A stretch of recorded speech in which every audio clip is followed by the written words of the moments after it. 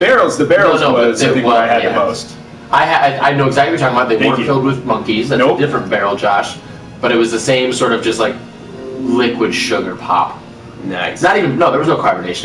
It was just purple and green and red sugar water. That sounds absolutely delicious, and it was. As a kid, you drink that now, and already tomorrow I'd probably gain like a pound. Oh, in a heartbeat. Well, the next time I brush my teeth, it would really hurt my teeth. Right. Yeah. They'd be super sensitive. You're like, ow, it hurts. Kids are so tough. They can do anything. Kids are so tough these We should days. fight children. Even And better. on that note, hey guys! Hey guys! Welcome to the PSA podcast, episode 6. I'm one of your hosts, Leo Albert Kovalik Jr. Hi, Leo. Hey guys. Hey, pal. Hey guys. Hey, pal. Over on my far right, I'd like to introduce Hello. the one, The only. the many onlys, The many onlys. the many onlys, ladies and gentlemen, Brian Colbert Kennedy. Hello, it's me, Brian Colbert Kennedy. You can also call me BCK. Leo, are you smoking a pipe? I am smoking a pipe indoors. Wow, you Hashtag are character work. a fucking rebel. Thank you. To my very close left, Or very, very far right. yeah, if you went all the way around the Earth. Yep. If you went all the way around the Earth, and right before you got to me, You find- you would get Josh. You find better friends. Yeah. Because you would have traveled the world. So many good friends across the Earth. Let me just make that trip, and I'll be right back. Don't do anything. Okay. So to my very far across the world right is a guy I know who, you know what? He's not going to cut his hair. He's letting it grow out. His name's Josh. That's me. I'm Josh. Without further ado or post-ado. Yes. It's me. Doo-doo. Josh, what's your full name? Joshua David Patton. JDP. That's a good full name. Yeah, it's pretty strong. I feel like name. I feel like right here we have a lot of powerful names. Brian Colbert Kennedy, Right. Joshua David Patton, Leo Albert Kovalik Jr. It's actually Brian Patrick Colbert Kennedy. He skipped one of my names. Well, you know, you have so many, I thought I'd leave one. No, we want all of those names in there. Is there You're right, a name you're right. that's BPC, not powerful, even when said in that powerful, booming voice? I think so. I feel like anytime you do your character that's from the moon, I feel like that. I feel like that's one. Toots Magoots? Suits my goods, even if you said it in a really like aggressive way. Smooth from the moon. Yeah. You still. That's how I do. Leo Albert Kovalik Jr. Toots Magoots from the moon. Not possible. It sounds a little bit better. Not possible. Ha ha, Clinton Dix. Okay. I mean, I was trying to think of a silly name, and even that name sounds pretty okay. Name Ha Clinton Dix? That's a real name. Oh, I didn't know that. Yeah. Someone's name's Ha Yes. Who is Oh, He's a you're National right. Football League player. Oh, You're right. Yeah. right. Okay, then I don't feel bad for not knowing You're that. right. Yeah. I was just trying to think of silly names, and of course, you know, like NFL players come to Packers? mind sometimes. Yeah, I think he's a Packer. Packer? Okay. That makes, I don't know 100%. Oh, do you want to throw it over to Sports Corner real quick? Before I do, Okay, sure. episode 6, I kind of feel pretty pumped about like what are other like fun 6 things. Ooh. Oh, okay. Like, you know, you have like the 6th man, like in basketball, where he's, you know, the guy that's going to come in and play cleanup. Yeah, there's even a bet in the Ha-ha. that's football. That's there's football. even a best 6-man award, like because Yep. 6-man is such a big deal. If you put, 666. yep, that's 3 sixes. super fun. Sign of the devil. Sign That's super of fun. Satan. Fun had by all. Satan's signature. Those are some of my favorite X-Files episodes. Are the ones that have like a Satan worship type thing. In Oh yeah. Yeah. I never watched that show. Recently just watched it all the way through. Did you? Yeah, I Was the highly new thing's suggest. coming out? Yeah, I Well, highly latest suggest. series. Probably not doing that. It's fine. Like, there's a couple good episodes that you could watch, but like the majority of them, to be honest, were just kind of missable. Oh, okay, really? But- I've been watching some other stuff lately. Yeah. But, well, we can talk about that later. That was back when Yeah, if we shows could. had like 22 plus episodes every season, and so some of them felt kind of like fillers. Right, Some of them were right. kind of one Well, off. they still do that too. But, Like yeah. Agents of S.H.I.E.L.D. and stuff like that are still, but That is true, but I guess most of the shows I watch are more like 10 or 12 episodes, so there's a lot more Yeah. like plot A lot, yeah. crammed into one episode. Where the X-Files, HBO shows and stuff, and like all Yeah. those are all like 10. it's so much more bang for your buck. Yeah, a lot of bang for your buck. Quality over quantity. What other 6s? Let's see. 6th grade was pretty special for me. still, 6th grade is very special. And for most people, I think. Yeah. yeah, you felt like kind of like a badass. We talked about it. I mean, it was awesome, Yeah. like getting out of elementary school, getting into for some of us, getting into junior high. Yeah. First shit. time, you know, lost my virginity. Wow, 6th grade. Wow. Yeah. Powerful stuff. Yeah. Powerful stuff. Yeah, powerful stuff. In the woods. Yes, that's right. Remember that? Wait. We only If you named like 2 don't, other go 6 back things. and listen, you fools. You fools. You fools. We've next October we'll have been here for 6 years. I mean, Yeah. it's almost a year, but still, that's a big one. That's well, coming up. as fast as 2015 went by, I'm pretty sure 6 year is going to roll up super fast. Yeah. October is not far away, No. which is insane. Yeah. Because yeah, I can literally, if I see October 2016, Right. it doesn't take long for me just to look up and see my mortality. Wow. That's because the farther I look down the road, I'm like, that really. Well, didn't really we say sucks. that when I thought we said you were gonna die coming up here pretty soon? Soon, man. Yeah. I mean, you're gonna die on your birthday, To be honest, 3/17, but like, what year was? I thought it was coming up quick. every week you should question: will Leo be on this podcast, or Yeah. will he be dead? Yeah. I mean, I do. Every week, yeah, and he lives with me, so it's a constant concern for Judge. Other 6 things, I don't know. I feel like you nailed a couple good ones. I got it. We've listed at least Okay. 2. Well, I mean, I gotta say this. That's also me giving up on trying to think of The anything. Chicago Bulls, of course, have won 6 championships. Well, 2 3-peats. You gotta say it. Ladies and How would I gentlemen, not say that? Ladies Pick and six gentlemen, is also a sports thing. welcome. Pick 6 is a sports thing. Josh just named it Pick 6. Aha. To the PSA podcast, Sports Corner. Now that we're talking about the Bulls, I'm gonna throw it over to who's gonna know best over there. It's Harry Chess, BCK. Hello, I'm Harry Chess. My name is BCK, and it's a sad sports corner this week. I'm just gonna say it. We got a Bulls loss yesterday. I'm sorry, Friday. We got a Bulls loss Friday. The Warriors.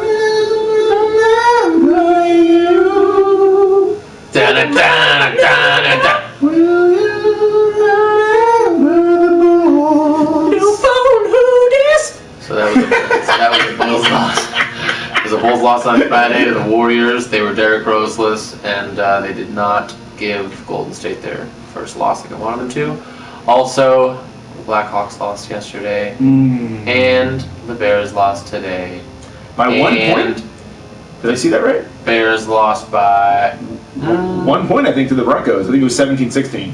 And I was like, what the hell happened? Oh, really?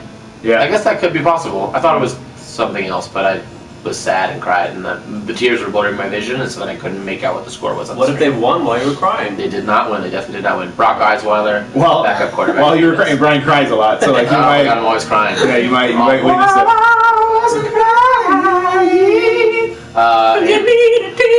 And I also lost in that. It's a bad week. There's a lot of losing for Chicago Sounds like. and myself personally. So What did you lose personally? fantasy. Oh, Yeah. I'm sorry. I'm glad. Well, let's be glad that's all. Wait, what? We were talking about mortality. I'm just glad that you personally have only lost fantasy. I am still alive. You didn't lose like a shoe. You didn't lose a I leg. lost no shoes. I sort of lost my phone because it's almost useless. Yeah. All right, this has gotten out of control. This is No a way. very sad sports corner. depressing. And do I need to send it to hairless Chess Leo? Nope. To make it even even weirder on the sports corner, even sadder. Don't even bring All right, it. that is Don't bring it to Washington. That is it for Sports Corner PSA episode 6. Folks, we have more things to worry about in Washington than sports. All right, let's get focused on the new election, okay? Wow, nice. Wow. Nice. Way to make it political. Way to throw it out. Did you? Leo with the pipe is so much smarter than electoral. Leo with the pipe studies politics hard. Guys, Like, Yeah. he can like name politics. I really do think the Electoral College is the best way to elect a president. Oh, wow, that I don't know is- about that. That's up for debate. Yo, real quick though, I actually went and checked Barack's Twitter page after I read this. And by the way, I forgot that Barack Obama follows me. Whoa. Yeah, me and Barack Obama follow each other. No big deal. He only follows like 16,000 people or something crazy. I'm one of the people he follows. The real Barack Obama. I can't believe it. I totally forgot, but he does, and it's amazing. Okay. Yo, shout out to Barack. Love you, baby. But real quick. No. We Love are you, Mr. President, baby. No. We are flying past this. What in the world? I The swear to God. President of the United States of America and his entire Twitter team. His approved Twitter page follows me on Twitter. What did you say? I think, to be honest, I think it was way back. Well, let's see. He's had his Twitter page since 07, I think. Yeah. I think it must have been at the very beginning when he first got elected. I think I must have said something. I can't even remember, to be honest. But I was reminded that he followed me, and I was so happy. Is there a way that we can go back and look at that and see like what was the first thing you said to Brian? What was your like? You know how you can do it on Facebook and see your interactions. Right, I would love to see your interaction. I wonder. I would love to see the date that I got the notification that he followed me, and then look back at my like last few tweets from that time and see if it was because that was like 25-year-old Brian, right? Posting about like butts. Yeah, posting about like, yo, President, I'm so glad you got here. I mean, that's probably exactly what I said. Probably like, yeah, boom. God, it is cooler than I thought. Yeah. Boom, Barack. No, it is that is insane. I had no idea. Yeah, he doesn't bother many people. I'm one of them. No. Oh my god. No, but real quick on the subject of politics, there was, Trump has said that if like he gets elected, that there's going to be this like fucking ridiculous like bad name and badge system for all Muslims. All this bullshit. For sure. And so then apparently, let's all agree that that's a bad idea. First off. Oh god, he's which I think first off goes without saying, but I just said it just to make sure it's on the record. Political corner. Political corner. No, but then Barack apparently responded to Trump's Twitter page saying that I think we should also have badges that identify ignorant racists. I'll have one made up for you. But I thought that was so great, and there was even a picture of the tweet. Yep. But then I went back and looked at this page, I couldn't find it. Which is so great. Like, I see stuff like that shared, and I think it's funny, but I also don't know the legitimacy of it. Right. But it's so great because he probably did say that, and maybe they deleted it. And maybe they took it down. Or one of his people on his team said that, because let's be real, it's not just him that is in control of that Twitter. No. It's only him. He signs his tweets BO. Otherwise, it's his like. Whoever runs the thing. But I mean, like at the same time, that is fantastic because he really doesn't care. Yeah. Well, right. He's not obviously going to get elected. Maybe he's just going to be like, you know what, I'm going to fucking be awesome. Yeah, he's held the highest position that you can have in the world, basically. He's had it and can't get it again. So he's like, all right, see ya. Barack Obama, ladies and gentlemen. Couple things. Still on the sixes or a new thing? Six. I want to say 6 things. Okay. No. Obviously, it's on the screen, but for those listening to the podcast, hello ears.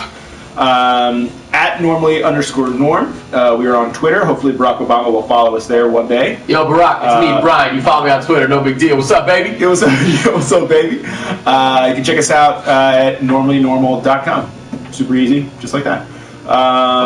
Other than that, episode 6, guys. Fucking 6. Episode 5, I was pretty excited about. I love the game. Thank you. Yeah, if I had it here with me, I would say the name of it, but it's sitting maybe about 20. No problem, guys. If you listened to last week's episode, then you know, and if you didn't, then go ahead and listen to it because we played an amazing game called "Who Wants to Make a Deal? Wheel of Jeopardy!" Right? Yes, that was it. Right? Was that it? Was that the name of the game? Right? That was it. Leo won the game, of course, but it was a close battle. I'm really excited. I took the lottery tickets to local 7-Eleven. You got 2 free tickets, and they lost. Okay. So we did not win anything. Damn it. We did not win anything. I bought 3 Mega Millions tickets and neither of them won. Oh no. I'm like wanting to just win the lottery in a big way. Oh yeah. And not have to work for money anymore. Yeah. So I'm just gonna try to do that. Good plan. Capitalism is great in America. Wow. Whoa. Political Leo with the pipe speaks again. All right, so as we always do, let's go ahead and start episode 6 with a game.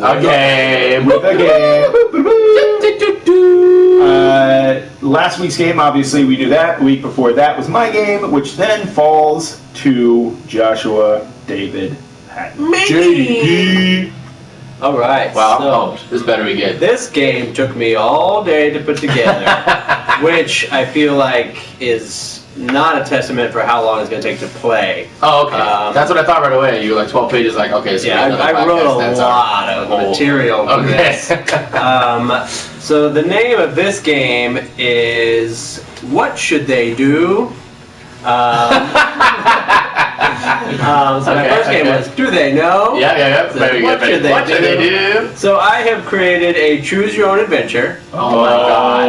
For a day in the life of Leo and a day in the life of Brian. Oh my god. However, you are going to be picking the other person's choices and we will see what their outcomes are. Yes. So the only way I could think of to make this like a competition is real quick, if you guys want to text me just 3 things, your predictions, because obviously we don't know how this is going to play out. Can I just write them to you or tell you? Yeah, I mean, I guess I can't. Yeah, I'm using this. I mean, I guess you want to write it. Yeah, I guess you don't know what each other's predictions are. Yeah. But just let me know. Type them.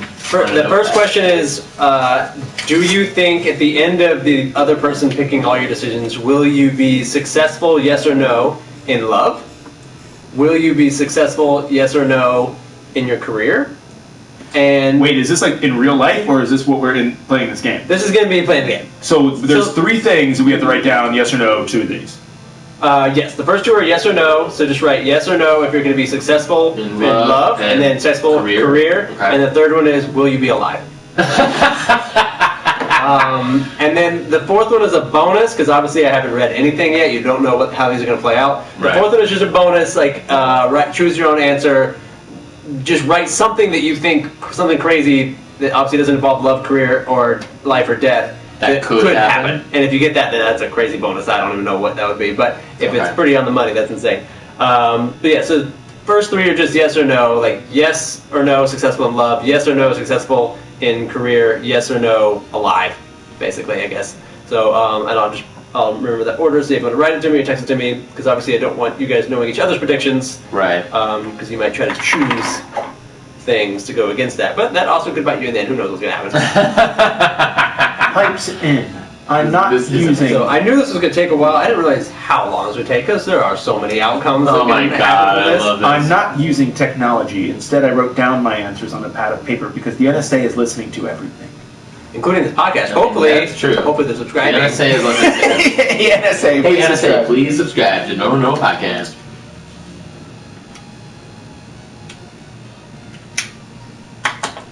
I've handed my response to Josh, and he is closely looking at it, like he can't read my handwriting. Just the bonus one. I have texted my answers to Josh, and he is closely reading them as if the text hasn't come through properly. Okay, text hasn't come through properly because the NSA had to read it first. This is Leo with the pipe. Fucking NSA. Leo, how was your day today? Well, Josh is looking at our answers. I did... no, Josh, right, shut up. Oh. So just to make this...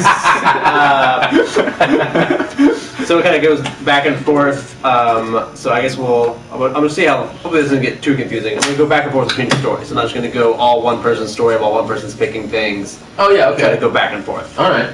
So we will start with Brian's day, which means Leo... That sounds about right. Brian's number 1. Leo's making the choices. So here is we're beginning Brian's. Was that an impression of me? Solid. Wait, to my left is Brian. Wait, no, wait, to my right is Brian. Whoa! Go Bills, go Bears, go Bulls! Whoa! Wow! Someone has cloned Brian. Okay. All right. Everybody. So here is the beginning. How about that beautiful fire going? What should Brian do? Here is the opening scenario. Brian has an audition. Whoa. Can I pull back for just a second? I guess we have. Ladies and gentlemen, I give you Joshua David Patton's game. What should they do? Now let's begin. So we're beginning with Brian. Okay. What should Brian do? Okay. Brian has an audition today. Sick. But also a hot lunch date. Should he go to the audition or go on the date? Come on, Leo. Those are my only 2 options. Don't be stupid about this, Leo. You didn't write a third option for do both at the same time. Okay, so knowing Brian, he nails all the audition he goes on and gets it's very nice all the gigs. Of course, it's very nice of you to say. And he also nails. he also nails. Great. Whoever he goes out with. Lunch dates with. Great. So I think I appreciate that. Of course, I think in this case, Brian is currently looking for love, and he's having a lot of success in his career. Wow. And he's like, okay, I can skip this one because it's time to get my D wet. Okay. Wow. So Brian's going on the date. So I skip an audition. I'm calling my agent. I'm like, I can't go. Yep. I got a date. I get my D wet. Okay. I get my D wet. All right. Great. Now, just in this current situation. No, of course. what should Leo do? All right. Leo has a job interview for a bartender position today. His alarm goes off. Should he wake up or hit snooze? Let's see here. I mean, clearly the responsible thing to do is wake up, go crush a bartending job interview. Yeah. I've been. Remember, you're Leo. I've been a customer. I've been a customer at your bar where you've been bartending, and I had a blast. I thought you crushed it, just absolutely killed it. And so I think if you did wake up, you'd get the job, which is really cool. Thanks. But I don't know. I just feel like you like to sleep. You're busy with a lot of other stuff. Yeah. No, I mean, not really. Just other, maybe stuff that doesn't, like, pay bills, but, like, stuff that Right, but do. more important things. Yeah. And I mean, it's just an interview. You know how many interviews there are for jobs in this town? A million. A lot. I feel like you're feeling like I was on my day the other day when I picked getting my D wet over a possible job. So I say that you probably hit the old snooze-a-rooney button and you decide, I'm gonna get some more rest today. Hell yeah. Yeah, you just go to sleep. You know I did. Yeah. You know I did. Just stay in bed, baby. You know I did, baby. I will go ahead and say I wanted a possible like path of choices for Leo every single time to continue hitting snooze. And so the end of the day has completely gone by, and he's just. But it didn't work with all the different like, possible outcome scenarios. But I wanted there always to be an option of just keep hitting snooze. It's kind of like my life. I love snooze. Do I do what I know I have to do right now, or do I put it off until a later time that probably won't get done? Right. Always put it off. Put that shit off, baby. Put it off, baby. Life's too short. All right. Life's too short. Don't make money and freak yourself out. Let's check back in with Brian's day. Oh, sure, great. Cool, Brian goes to the fancy lunch restaurant to meet his hot date. Ooh. She is not there yet, so he waits at the bar. No problem. Sounds good. After an hour, he finally gets a text from her. Fucking serious? She apologizes for her tardiness. She had an audition. Oh my god. She would still like to come dine with him if that's possible. She could be there in 30 minutes. Oh, he's Should he continue Brian's out of it, out of his mind right now. Should he continue to wait for her and see how it goes? Or text her a bunch of poop emojis and leave? Interesting options. I need to throw it to the creator. Big ups to God. Big ups to G. But I need to throw it to our creator currently, Josh. Describe this girl to me. You're the one in your mind had this hot date. What does she look like? Because I'm going to see if I need to know if she's worth it. Right. You know what I mean? Like, I mean, yeah. I mean, all I say is she's a hot date. No, describe her. No. I need you to describe her. What do you think? Like, if Brian thinks it's a hot date, I need to know like what she looks like. You are the creator of this. Yeah. And you had in mind a hot date. Cool. So what is in Brian's opinion, like thought process? What's hot? Well, Brian has a variety of tastes. Okay. But I will say I didn't go into much detail what this person looks like. This is mostly like this would be dating this person. I feel like this is also you're not going to. This is also but this is like an early date. Right. They're not in a relationship, so this would be first, maybe second date. Not a blind date. She's a skinny Asian. So it's very possible. Someone that he would be happy skinny hanging Asian. out with. Here's all right. Since you're not going to do it, I'm going to do it. Skinny Asian, beautifully long black hair, like jet black hair, green eyes. Ooh, I like her green eyes. Maybe C cup. I'm thinking. I'll take C cup. C cup's about right. I don't know anything about cup size, so I'm going to say C cup. Sounds right. Yeah, she's definitely. What is that thing? She's a freak in the bed. She's a lady in the street. Yeah, freak in the bed. Yeah, so she's a lady in the street, freak in the bed. Brian continues to wait for her for sure. Wow. In my mind, because you're also in this story that at least I built up in my head now. You're also hitting on the bartender that is currently there, and she's leaving. She's leaving. So she's cute. I've had probably in an hour. I've had 17 drinks. Absolutely. A couple of girlies, you've had 2 drinks. You're keeping it light. You had 2 beers. I mean, it's a lunch date, so yeah, I'm not. But like you were like joking, like kind of flirting with her. And she's leaving, so she's gone now. But you probably still have her number 2. So thank you. You're a sweet man. Dude, straight killing, bro. I know what's up. All right, so now we're back in with Leo. Leo hits snooze. He's dead. Leo's dead. The place burned down. Leo hits snooze. At least he thinks he does. But he actually turns off his alarm.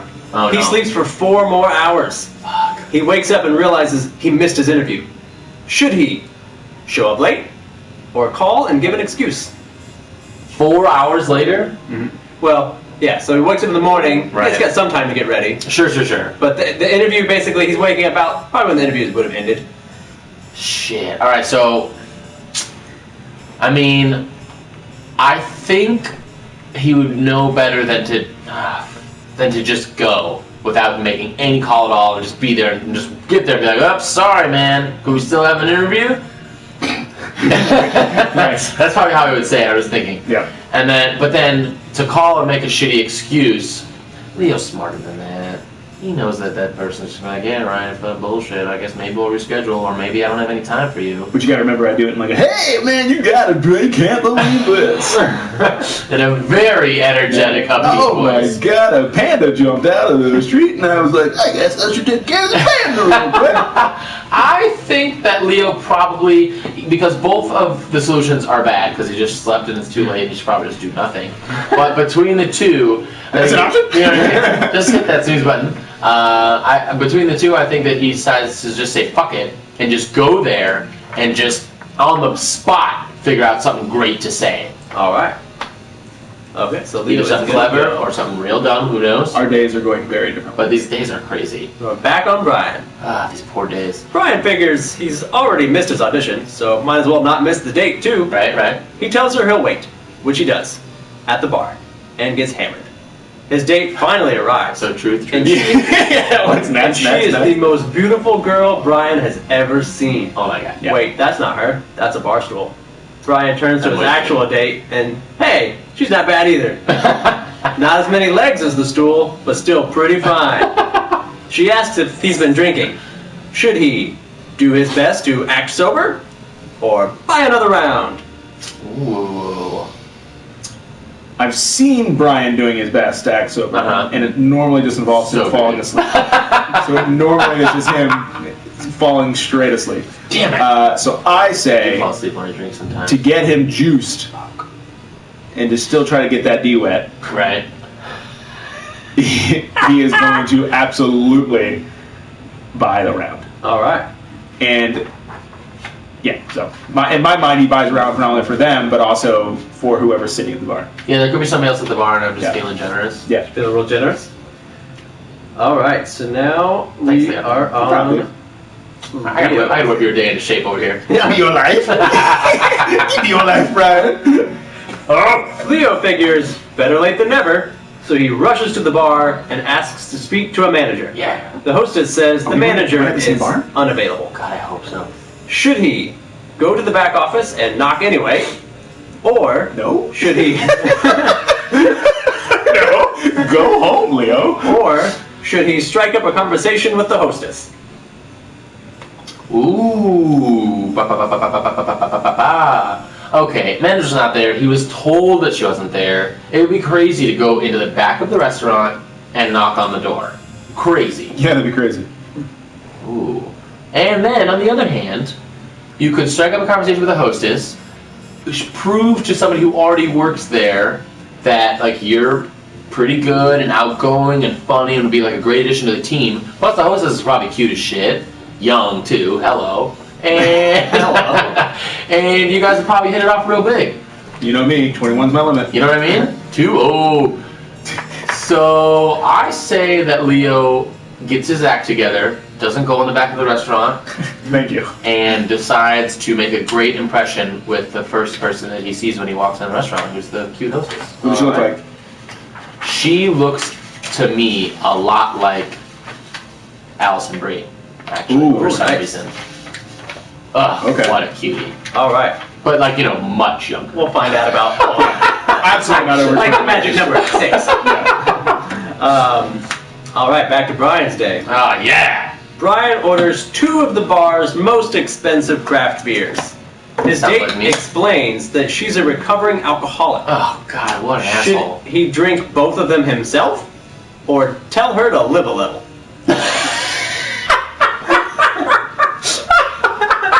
Alright, so I'm an hour and a half into drinking. What do I do? Interesting. Brian respects that there are other people out there that don't drink, that want to stay sober. Very true. Absolutely respects that.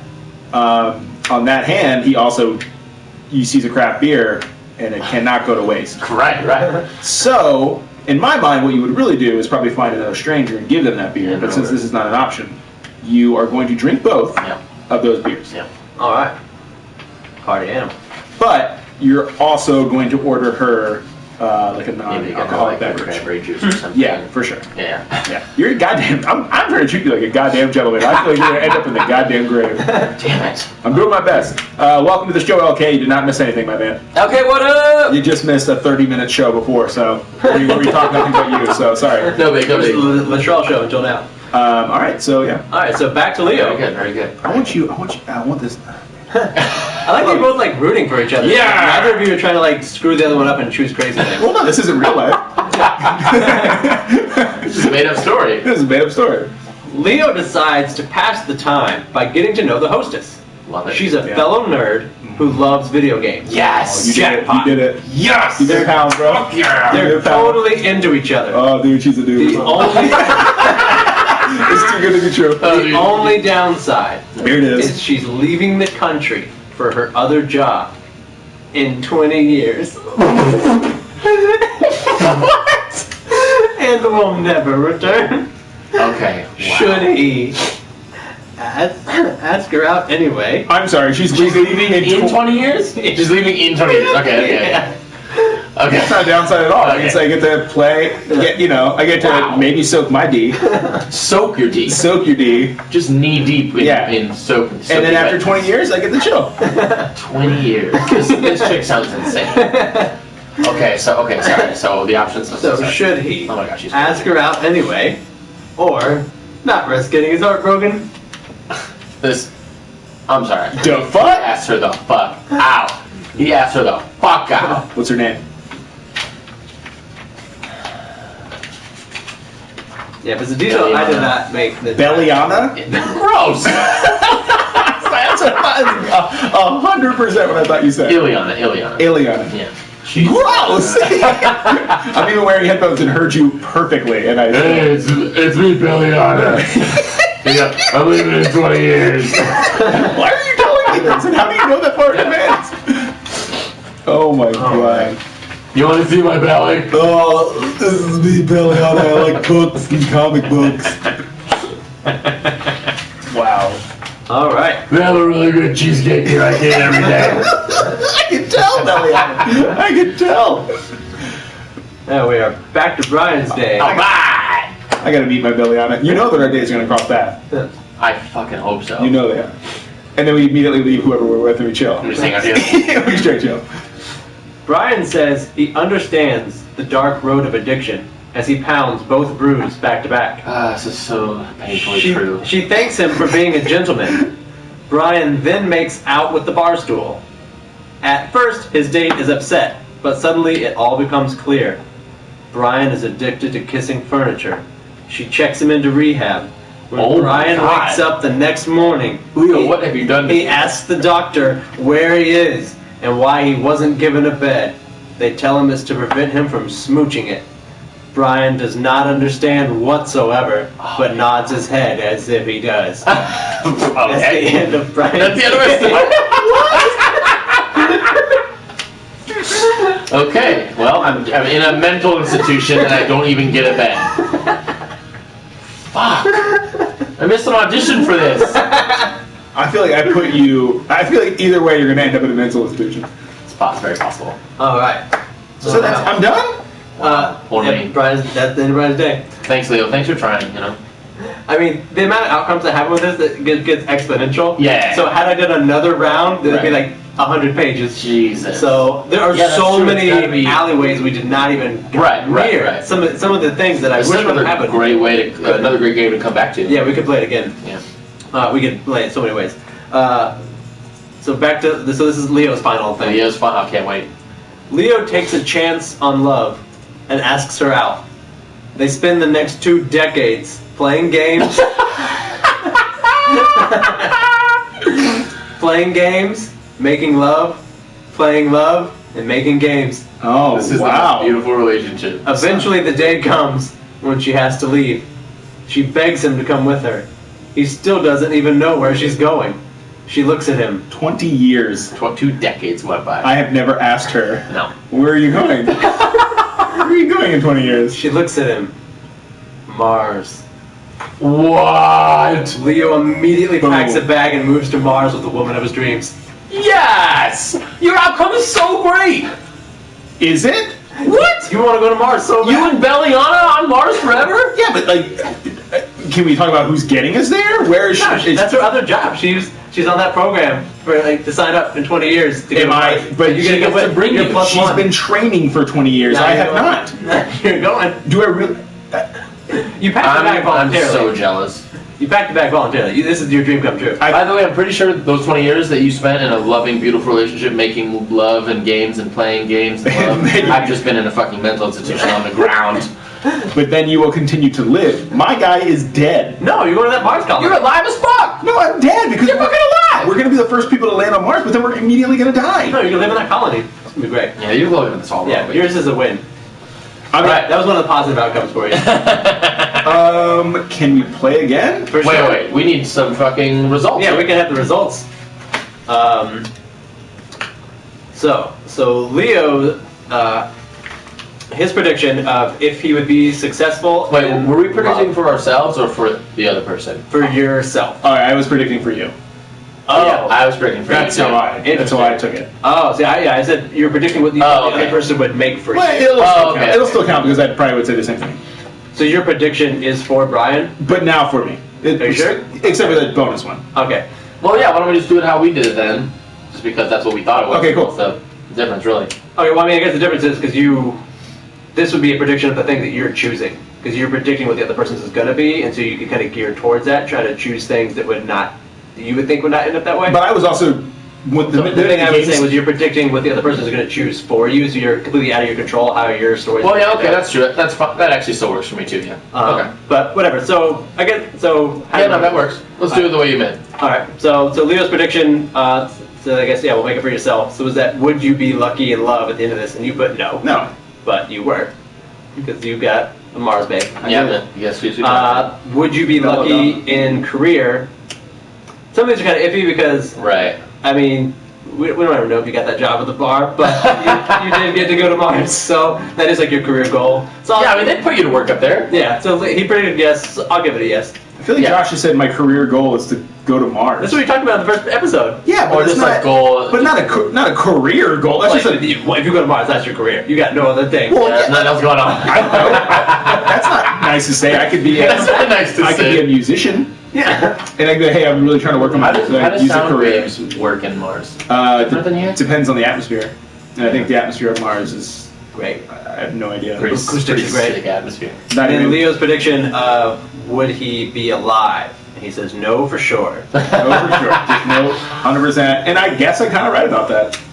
I mean, you'll die eventually, but. Everyone But does. what's the bonus thing? Is that not gonna... Oh, I mean, his bonus, I guess, so this was what he thought was going to happen to you, brewed in a beer. And it's Nice. BCK brew. Escape room. That'd be great. Yeah. How about this? I Right agree. now, I'm gonna write it into my will. If I die, chop me up into little pieces, grind me up until like just till I'm a liquid. Yeah. And then go to a brewery, like some great brewery that you love, and just like have me in some containers like hidden in your suit coat. And then like as you're walking by all the brewing process, you just like quickly like unscrew some and pour it in the brew, and so that I'm just in like a whole case of beers. Do you think that's happened before? Oh yeah. I mean, I've done it. Okay. All right. All right. And see, yeah, Brian, your prediction was, at least your bonus one, was about you, which would be something that Leo would have chosen. Oh right. So Brian's prediction of himself being lucky in love, he put no, which is correct. Boom. Yeah, horrible date. Horrible date. Thanks, bro. Would he Kind be of just on real lucky? life too. No big deal. It's not real Would life. he be lucky in his career? He put no, which was true. He skipped the audition. Boom. Didn't even get to see a career path. And then would he be alive? He said no, which he was alive. I mean, that's true. I mean, as much as you could Yeah, be just in a in a mental had its own institution. number. And then his bonus was that it's kind of close to yours though. His bonus was my dead body gets shot into space, and I am revived by aliens and live forever on another planet. Yeah!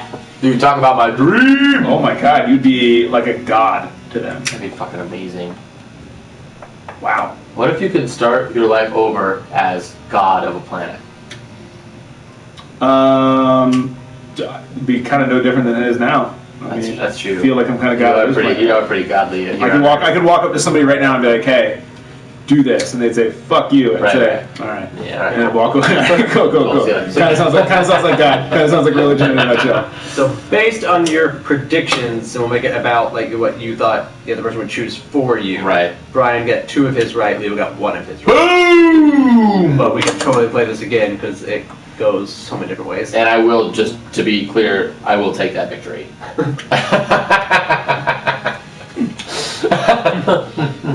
So I guess that means that the thing I brought for you guys will just be for me.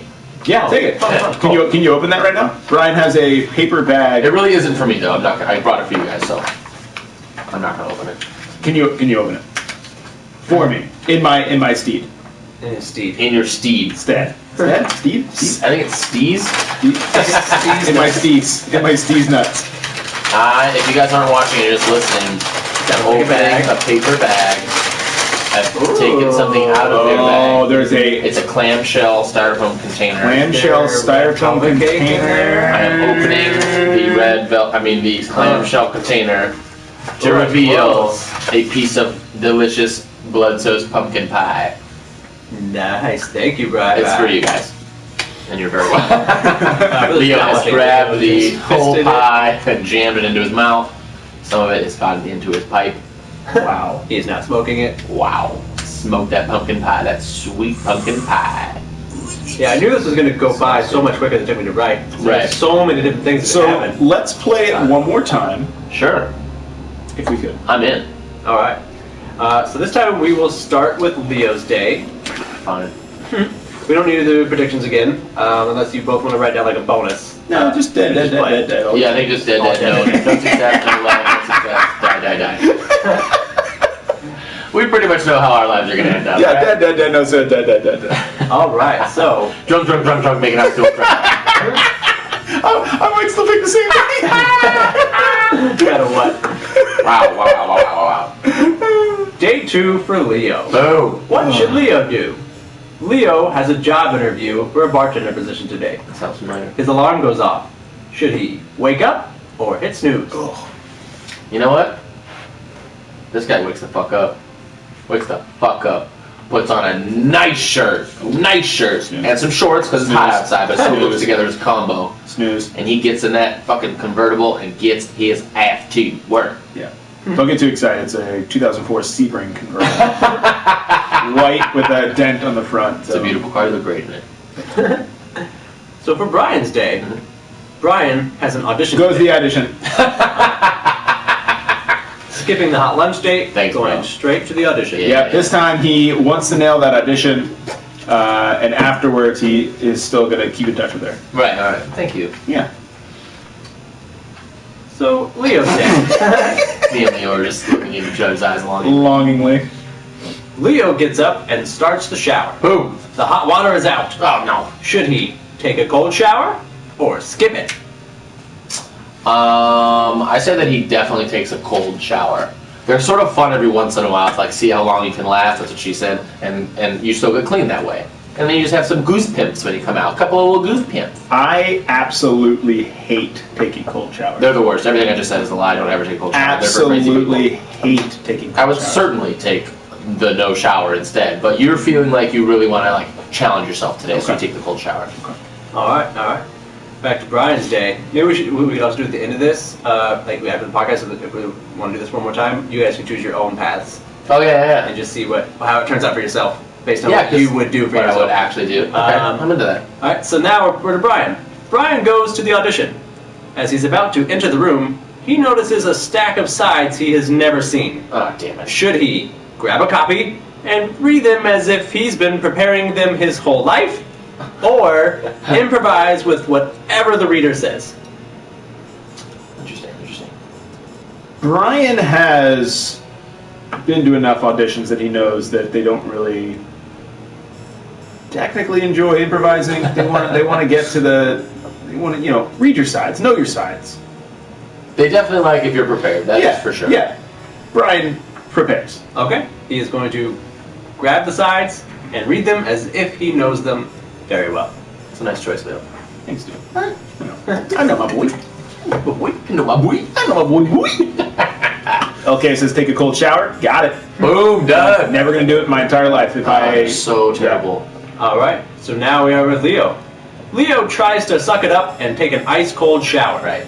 The freezing temperature proves to be a bit much, and his shrieks cause the downstairs neighbors to give him the broom. Oh god, this is too much like real life. Bro. Should he? Guys, our neighbors downstairs suck. If you're listening to this, fuck you. Yeah. Take that broom and shove it up your buttholes, you dicks. And also film it. I'd love to see that. Should he confront them or ignore them? I feel like the rage inside, the immediate rage, would make him want to confront them for sure. They're so fucking ridiculous.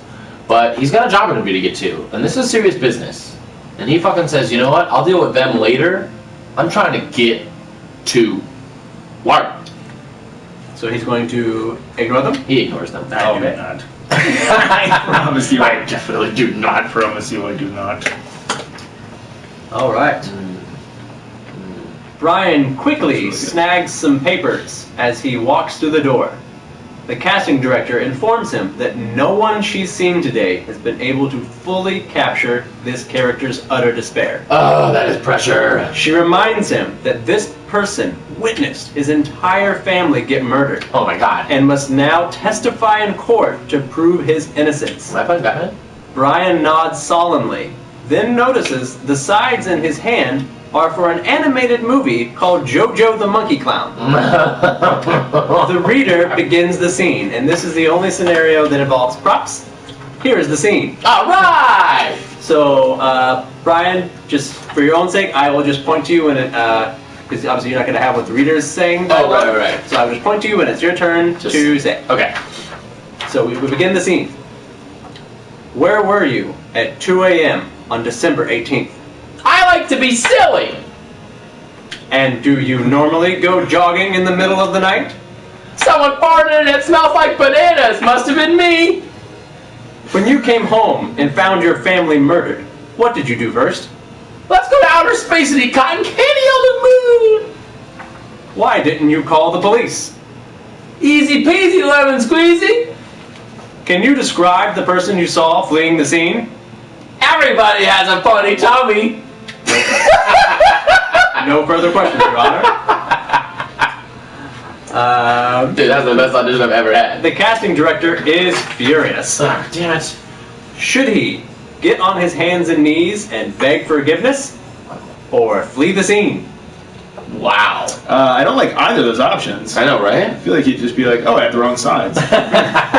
Not in this scenario. Oops, my bad. That's my scenario.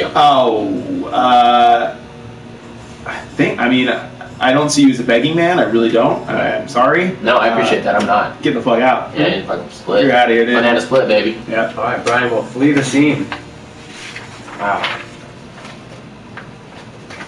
This is great. Fantastic. So now we are back to Leo. Of course. The downstairs neighbors banging the broom, him choosing not to. Ignores them. So Leo opts to drown out the annoying thumps by blasting some tunes. Should he listen to Pandora or Spotify? What? So ridiculous. Thank you to our sponsors, Pandora and Spotify. Very, very big gratitude to you guys. I love that my last Choose Your Own Adventure was get on your hands and knees and beg or run away, and yours is Pandora or Spotify. You never know what could anything to happen. Leo's in a mood to listen to some stuff that he hasn't heard of before, but is in the same realm of the genre that he likes. Mm-hmm. So he chooses to listen to the radio, and the radio on Pandora is better than the radio on Spotify. So he chooses Pandora today. Okay. Fantastic. Thank you. Choice. I run away from an audition saying nothing, and you choose Pandora. Yeah. Life's hard, dude. Life is rough. Life is rough. So we're back to Brian. It's a lot of paper. There's so much paper. This is so great. Brian stays in character as JoJo the Monkey Clown, hoping they'll think he's either a method actor or at least mentally unstable. Sure. He does a cartwheel and jumps out of the room. When he gets into the hall, all of the other actors are staring at him. Should he tell them, They're going in a new direction, and everyone should use his new sides, or never break character.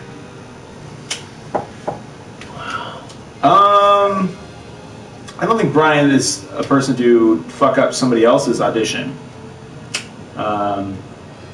He's like, yeah, you know, shit happens. I have the wrong sides. I don't think he'd be that dick and give it to everybody. Right. I think you just stick in character. Just stay in character, man. You stay in character. I don't think you're that person who's gonna throw somebody else on the bus. No, I want them to have a chance still. Yeah. Like, you know what? I screwed this up. Right. But monkey banana tits. Yeah. Like, see ya. Just banana part going out of it. See ya. Okay, great so movie. here are the results. Here's the final. Damn it. You might end up in Damn it. mental institution. You just might. So here's the results of Leo's decision. Wow, okay. Leo pumps up the Pandora, which is immediately interrupted by a commercial. How is this at my day? Yep. However, it's a commercial for the bar his interview is going to be at. And they're promoting their new family-friendly atmosphere where kids under 20 eat for free.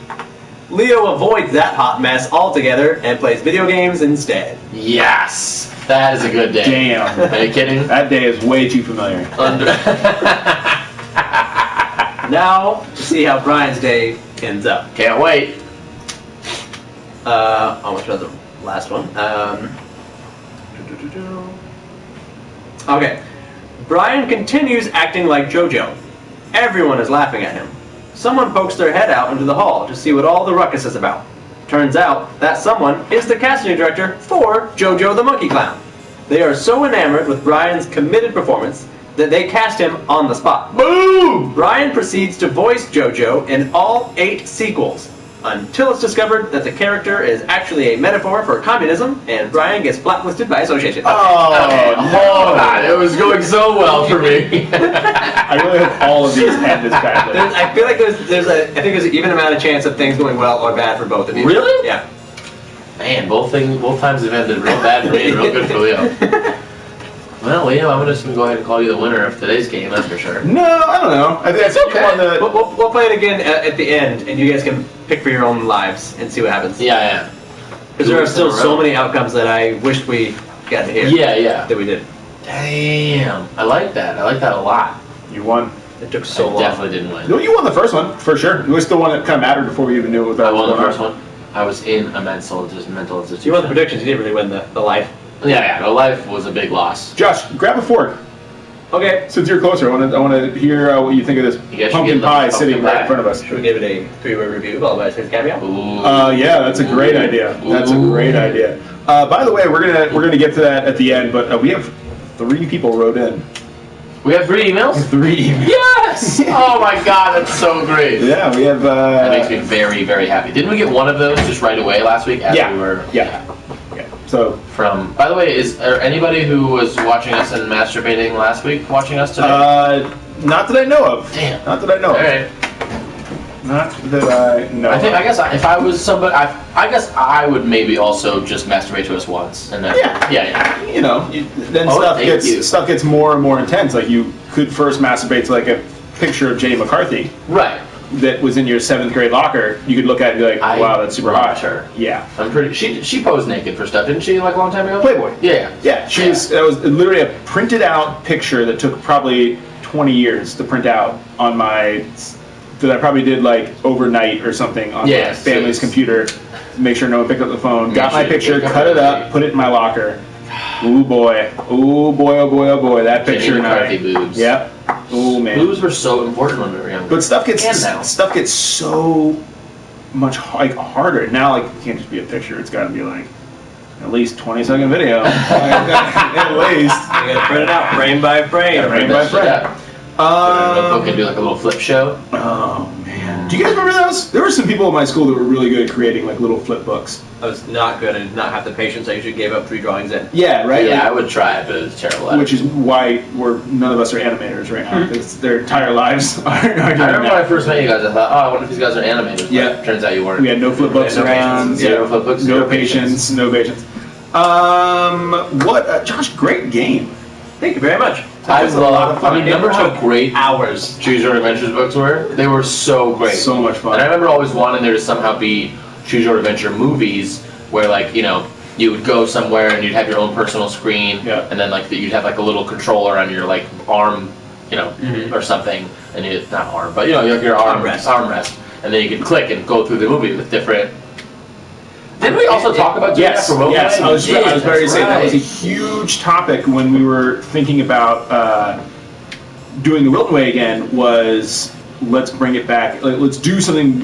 I think in Chicago too, actually. Let's do like a huge choose your own adventure. And then the more we thought about it, it was like that is so much video. Yeah, we'd have to do so much filming. So much filming and so much even like the Telltale games blow my mind of like how much writing is just unseen. Yeah. Like how many unseen videos? I have about 8 pages of unseen writing that we did not touch. Oh my god. Maybe there'd be a fun way to do it though, where like you make it seem like the audience is making like a big decision, but really you are able to just write it in a way that like no matter what they had made, it sort of goes in it sort of ends similarly, so you don't have to shoot an insane amount of footage. But also the replay value is gone if they want to keep rewatching it and choosing different things. Yeah, that's a good point because I wonder how many times. Yeah. Mine, there's a different final result that just stems out. It's kind of like a pyramid. Like each thing has two more. Food pyramid. Oh, it's like a food pyramid. Yeah. Got it. So it starts off with 1, and then you have 2 choices, goes down, and then from those 2 choices, those each have 2. Those each have 2. Okay. So the final result. Do you guys think you could name the food pyramid? What's at the top of the food pyramid? The very top? I think it's sugar. Yeah, I think the sweets is on top because it's the smallest. Sugar. The smallest little thing. Yeah. But then didn't they like redo the food pyramid? They've done it probably 10 times since I was in school. But like when we were in school, like it actually kind of made sense. It's like you could have 1 sugar a day, 2 of this, 5 wheats or something like that. Yeah, bread was at the bottom. Yeah, and then which was in the thing with like oats and then it's probably like I think it was equal parts probably like dairy and stuff and meat. Like dairy was a segment and like meat was a segment, and then probably like fruits were a segment and vegetables were a segment. Maybe. And then at the bottom was just your bread and grains. That's my cereals. Yeah, because bread and grains. I feel like if you picked like 10 different people from different walks of life who have different diets to make a food pyramid, they'd be so different nowadays. Because some people are like don't eat meat, some people are like don't eat dairy, some people are like don't eat bread, etc. LK asked, speaking of TWW, what happened to it? A long story. Just kind of long time ago in LA and Chicago far away. It's hard to make videos when people live in different cities and things happen. Do you guys have any topics? Because I do have one, which would be pretty topical. But if you guys have anything you would like to talk about as well, I'd like to start with you guys. Thank you. Yeah. Thank you very much. Is that a no? Thank you so much. It's going to be a hard no for me. I'm just curious, is that a no? I would like to talk about New York City. Brian, tell us where you just were, why you just were. Tell us the who's and the what's and the ways and the where's and the when's and the how's. I love New York City. New York City is great. Josh and I are watching Jessica Jones, and it takes place in New York City. Is Kristen Ritter Jessica Jones? Yes. Yeah, she's great. She's good. I didn't know that. I'd only seen her in Breaking Bad before that, and then right. Don't Dress to Be in Apartment 23. I was like, eh. But then now, like seeing this, I'm like, all right, she's fantastic. Yeah, she's pretty cool. But yeah, seeing a lot of that stuff and a lot of the environments. I was like, I was there. The cobblestone streets of like Greenwich Village. I was like, those apartments are millions and millions and millions and millions of dollars. And you've not been there, Josh? Never. We gotta get Josh to New York, Leo. Birthday's coming up. Somehow. Birthday's coming up. Birthday's coming up. Birthday's really coming up. Birthday's coming up. By the way, Josh just released plans for his birthday. Oh, you released them? Mm-hmm. I didn't see it. They are ready to rock, and I'm very excited for them. So that's gonna be great. I'm in. What are we gonna do? Night before, Christmas, the night before Christmas. The night before Christmas. Oh God, plans are so far away from your birthday. Plans are they're almost exactly a month after my birthday. Yeah, plenty of time to plan. Plenty of time to plan. Go to finally check out the video game bar downtown, 82. 82, yeah. Never been. I feel like now it's been a long enough time since it initially opened, so the hype is over. It's not going to be long lines anymore. Tuesday night. So it'll be Tuesday night. If you're listening to this, I'll make sure this podcast is up and out Tuesday morning, so you guys can all join us. Boom. So Tuesday night, 82, and then Wednesday for lunch, I said at 1 p.m. I'm gonna go down to Portillo's, down in Buena Park. That makes me so happy. Yeah, Buena Park. Yeah. Get up to lunch, and then the evening is kind of up in the air. I know it's the night before Thanksgiving, so I didn't want to do anything that was like, people had to commit to, people got stuff going on. So just kind of bar hopping, Los Feliz, Silver Lake. I'm going to throw this out right here. One of the biggest parties in Los Angeles is Ye Rustic Inn the night before Thanksgiving. Ooh. Wow, really? Yeah, because I've stumbled in there, I think last time before Thanksgiving, it was or maybe we were all there for Josh's birthday. It was something that was like a ton of people were there, and like they're like, yeah, this is always Ye Rustic is where everybody goes who doesn't go home before Thanksgiving. There is one of the years that we were out here that we went to Ye Rustic for your birthday. I thought. Yeah, we did at one. But yeah, so just kind of bar hopping. Maybe if I'm not too still stuffed or whatever from Portillo's, thought about maybe doing masa for dinner. Just continue the Chicago. Love it. And then just bar hopping in Los Feliz. Very pumped about that. Yo, can I catch a ride to Buena Park? Let me ride with you and your bike. We thought you were. Yeah, you put you as the one driving. Okay, fine. I have a question about bikes, real quick. Sure. I saw a guy the other day do something on a motorcycle I've never seen anybody do, and I was wondering, is this normal? Is this a thing that bikers do? Do it. Ask it. So when you're a kid and you're riding a bicycle and sometimes you kind of stand up on the pedals. This guy was fully standing, legs still straddling his bicycle seat, but just riding that way the whole time. He wasn't for a long time. Yeah, a long period of time, blocks and blocks and blocks and blocks. The whole time I saw him, he was just standing. He never sat down. He wasn't adjusting. He wasn't doing anything. Right. He was just riding, completely standing straight. And it was a regular motorcycle, nothing crazy about it. It didn't look weird. It looked like a normal bike. He had just a jacket and a helmet on, and he was just riding up friggin' Beverly Boulevard, just.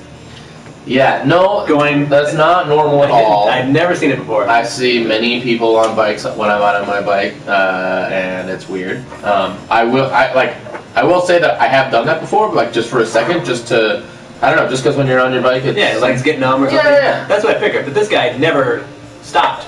That's all he was doing. Yeah, that's weird. How he was riding his bike. There's no way that would be too comfortable for too long either. There's a seat to sit on. You know what I mean? It seems very strange. That's really weird. I saw a guy do a pretty sick wheelie on Los Feliz Boulevard recently. Nice. Have you done a wheelie yet? No. My bike is not the type of bike for a wheelie. It's way too heavy. Your bike should never be the type of bike that does a wheelie. No. I like you a lot. Yeah, I don't want to be doing any wheelie dogs. Let's get you to New York. But yeah, New York was really great. Yeah. I took a red eye last week. Okay. What for? I went to meet up with some friends from Chicago to watch our favorite band's last show. Awesome. Yeah, Pearl of the Beard. They're so fucking great. I love them so much. Why is it the last show? They're just having whatever creative differences or whatever. They're just gonna go there. I think they're all still making music. I think after this, pretty good pie, right? Not bad. Punky pie. Punky pie. So we went on Thursday. Had breakfast with Melissa Rosen. Yeah, because I got there earlier. And how the hell is she? She's great. She's fucking incredible. Awesome. She's so fun. Shout out to Rosen if you're listening, because you're hilarious and amazing. So we had a great breakfast, and then I met up with my friends, and we were hanging out in Dumbo, the neighborhood Dumbo in Brooklyn, which I had never been before. And it's they recently started making it nice, apparently. So it's this real nice river walk that my buddy who lives there took us on. And we went to some great spots we went to these two places, Grimaldi's and Giuliana's for pizza. They're right next to each other in Dumbo. They're so bomb. Giuliana's is better.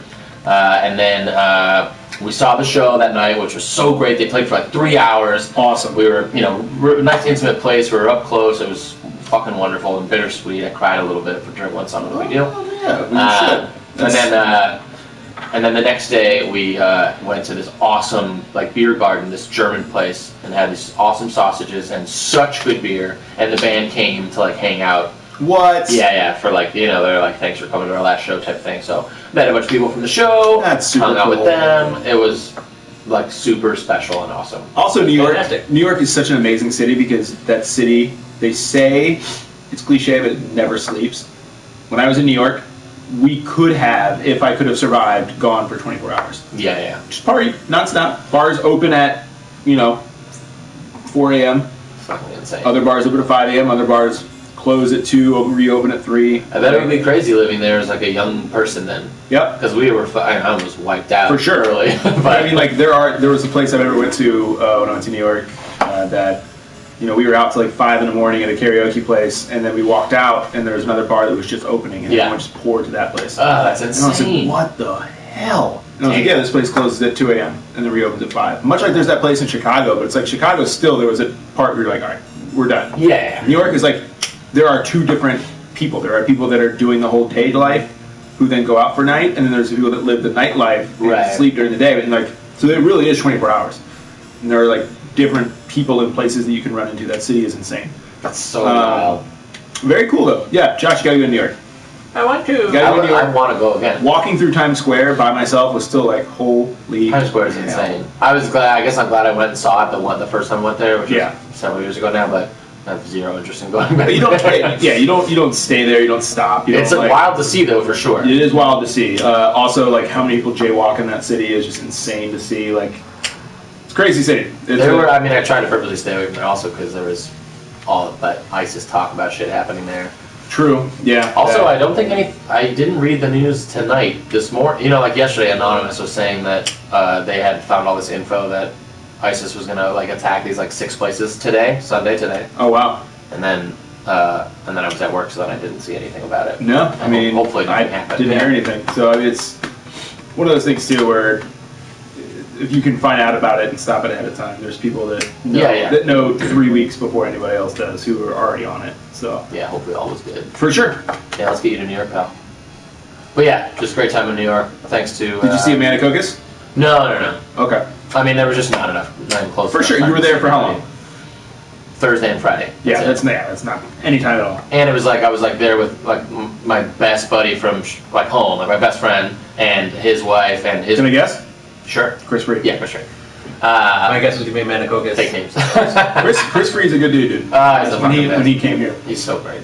But yeah, him and his wife, my good friend Jessica, and Jessica's brother and girlfriend and Chris's brother were all there. Plus our friend Mark who lives there. Like it was a nice crew. That's awesome. And I was like happy to spend most of the time. Still, one of my favorite pictures of you and some of your friends are you and Chris Free holding like guns at the LA gun range. Oh my god! For your birthday. Insanity. That was so awesome. Insane. So awesome. Big shout out to Frank for making sure I didn't shoot my leg off. Right? Thanks, Frank. Thanks, Frank. LA Gun Club. Speaking of clubs and fun things to do, I do not agree that anybody should have guns. Just want to put that out there. Well, hate guns. Let's just we got to have a gun podcast. Still. Maybe one day. Every podcast we want to have, we're gonna have a gun podcast. Yep. Gonna have a gun. Speaking of clubs, gun talk. The car show is happening in LA right now from the 20th to the 29th. Really? And I have 2 free tickets. Really? At the convention center, I assume? Yeah. So Josh and I are going to try to go sometime this week if you want to go, and then we'll all kind of like split that 3rd ticket. Wow. It can't be more than like $10. Yeah. I'd be down for that. That'd be fun. Just to kind of go, chill, hang out, talk, and like go look at cars you can't afford and sit in them and like feel them. Yeah, I've never been to one, and he was telling me about it. I realized you could get in the car and then like drive them and keep them. You can get in them, drive them, keep them. Yep. You can sell them later. Yep. You can steal them. Yeah, like you can have sex in them. I figured a lot of people would go to auto shows if they knew that. Yeah. Well, that's the thing is like you kind of just keep it on the hush hush. Oh, it's like a champagne room. The whole thing is a champagne room. Exactly. Got it. But no, I think that's another maybe possible like birthday week thing for Josh that we could do. That'd be super fun. I'm in. Yeah. I'm in. I mean, we could. They have like concessions there too. Like that you can like walk around and you can like buy food to eat while you're walking around and drinks even. I think. I'm for not sure. Alcoholic, maybe though. Yeah, I probably would think that. I mean, you're not buy some booze, get in the cars, drive them around. Have sex with girls. Oh man, the girls sound great. The girls that are going to be there. But no, like I mean, the cars that you're going to be able to sit in and see and be like, because I remember as a kid going to car shows and being like, I would never be able to see this, 1995 Range Rover, and then like sitting in it and like, this is the best. And then there's like the special cars that you can't sit in that are like the fucking crazy cars. Yeah, the concepts and stuff. Those are so fun. Yeah, I'd be down. That'd be awesome. I went to an auto show in Chicago when I was a kid. My mom took me, just me and my mom, and and I loved Corvettes. And I just like took a picture with every Corvette. And just like remember it being like my favorite day ever. I went to a car show in DC for the sole reason to get Mick Foley to sign my book. Mick Foley was there? Mick Foley was at a car show. Mick Foley was Mankind, Dude Love, Cactus Jack. So great. Big shout out to Cactus Jack, Dude Love, Mankind. No, Mick Foley was the best. I had a book of him. He was my favorite wrestler at the time. Probably just my favorite wrestler in general. Read the book.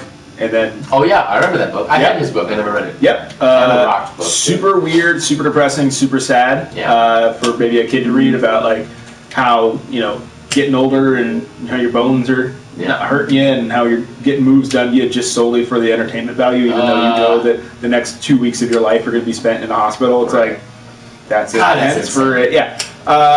Super cool. Big shout out to Vin OVO. Just says the letter A. Hello. Ooh. Hello, A. What does that mean? I don't know. Oh. Hey. Got it. Hey, what's up? Other than that, we should try to do that. Josh's birthday is pretty huge. We're pretty excited about it. I'm in. I love that the older you get, the more you plan your own birthdays. Yeah. That's my favorite. Yeah, that's pretty great. But it happens. I don't know. Like, I was like, hey, let's go to San Diego. I drove us there, did everything for it. It's like, you just have to. Like, it's like, everyone's got plans unless you like, are like, hey, I want you involved. Right. Mm-hmm. So. That was fun as hell.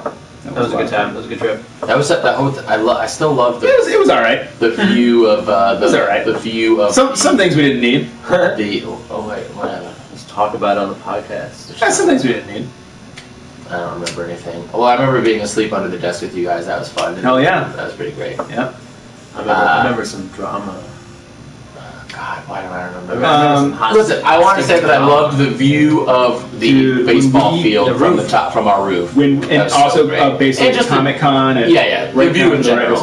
Well, that bar was awesome. It was like the Sky Bar or whatever. Yeah, that was great. What was the drama? Who was there? Hot nasty drama. Was Rob there? Did he cause drama? I mean, yeah. if we're going down that road. No, we don't talk about drama. I just don't remember. Just drama. Just no big deal. Yeah. Whatever. So I want to throw this in because this is kind of Josh's birthday falls right around this. Thanksgiving. Yeah. Thanksgiving's coming up. 3 days. 4 days, actually. Monday, Tuesday, Wednesday, Thursday. But so let's start with, first off, I want to talk about Thanksgiving, the day itself. Sure.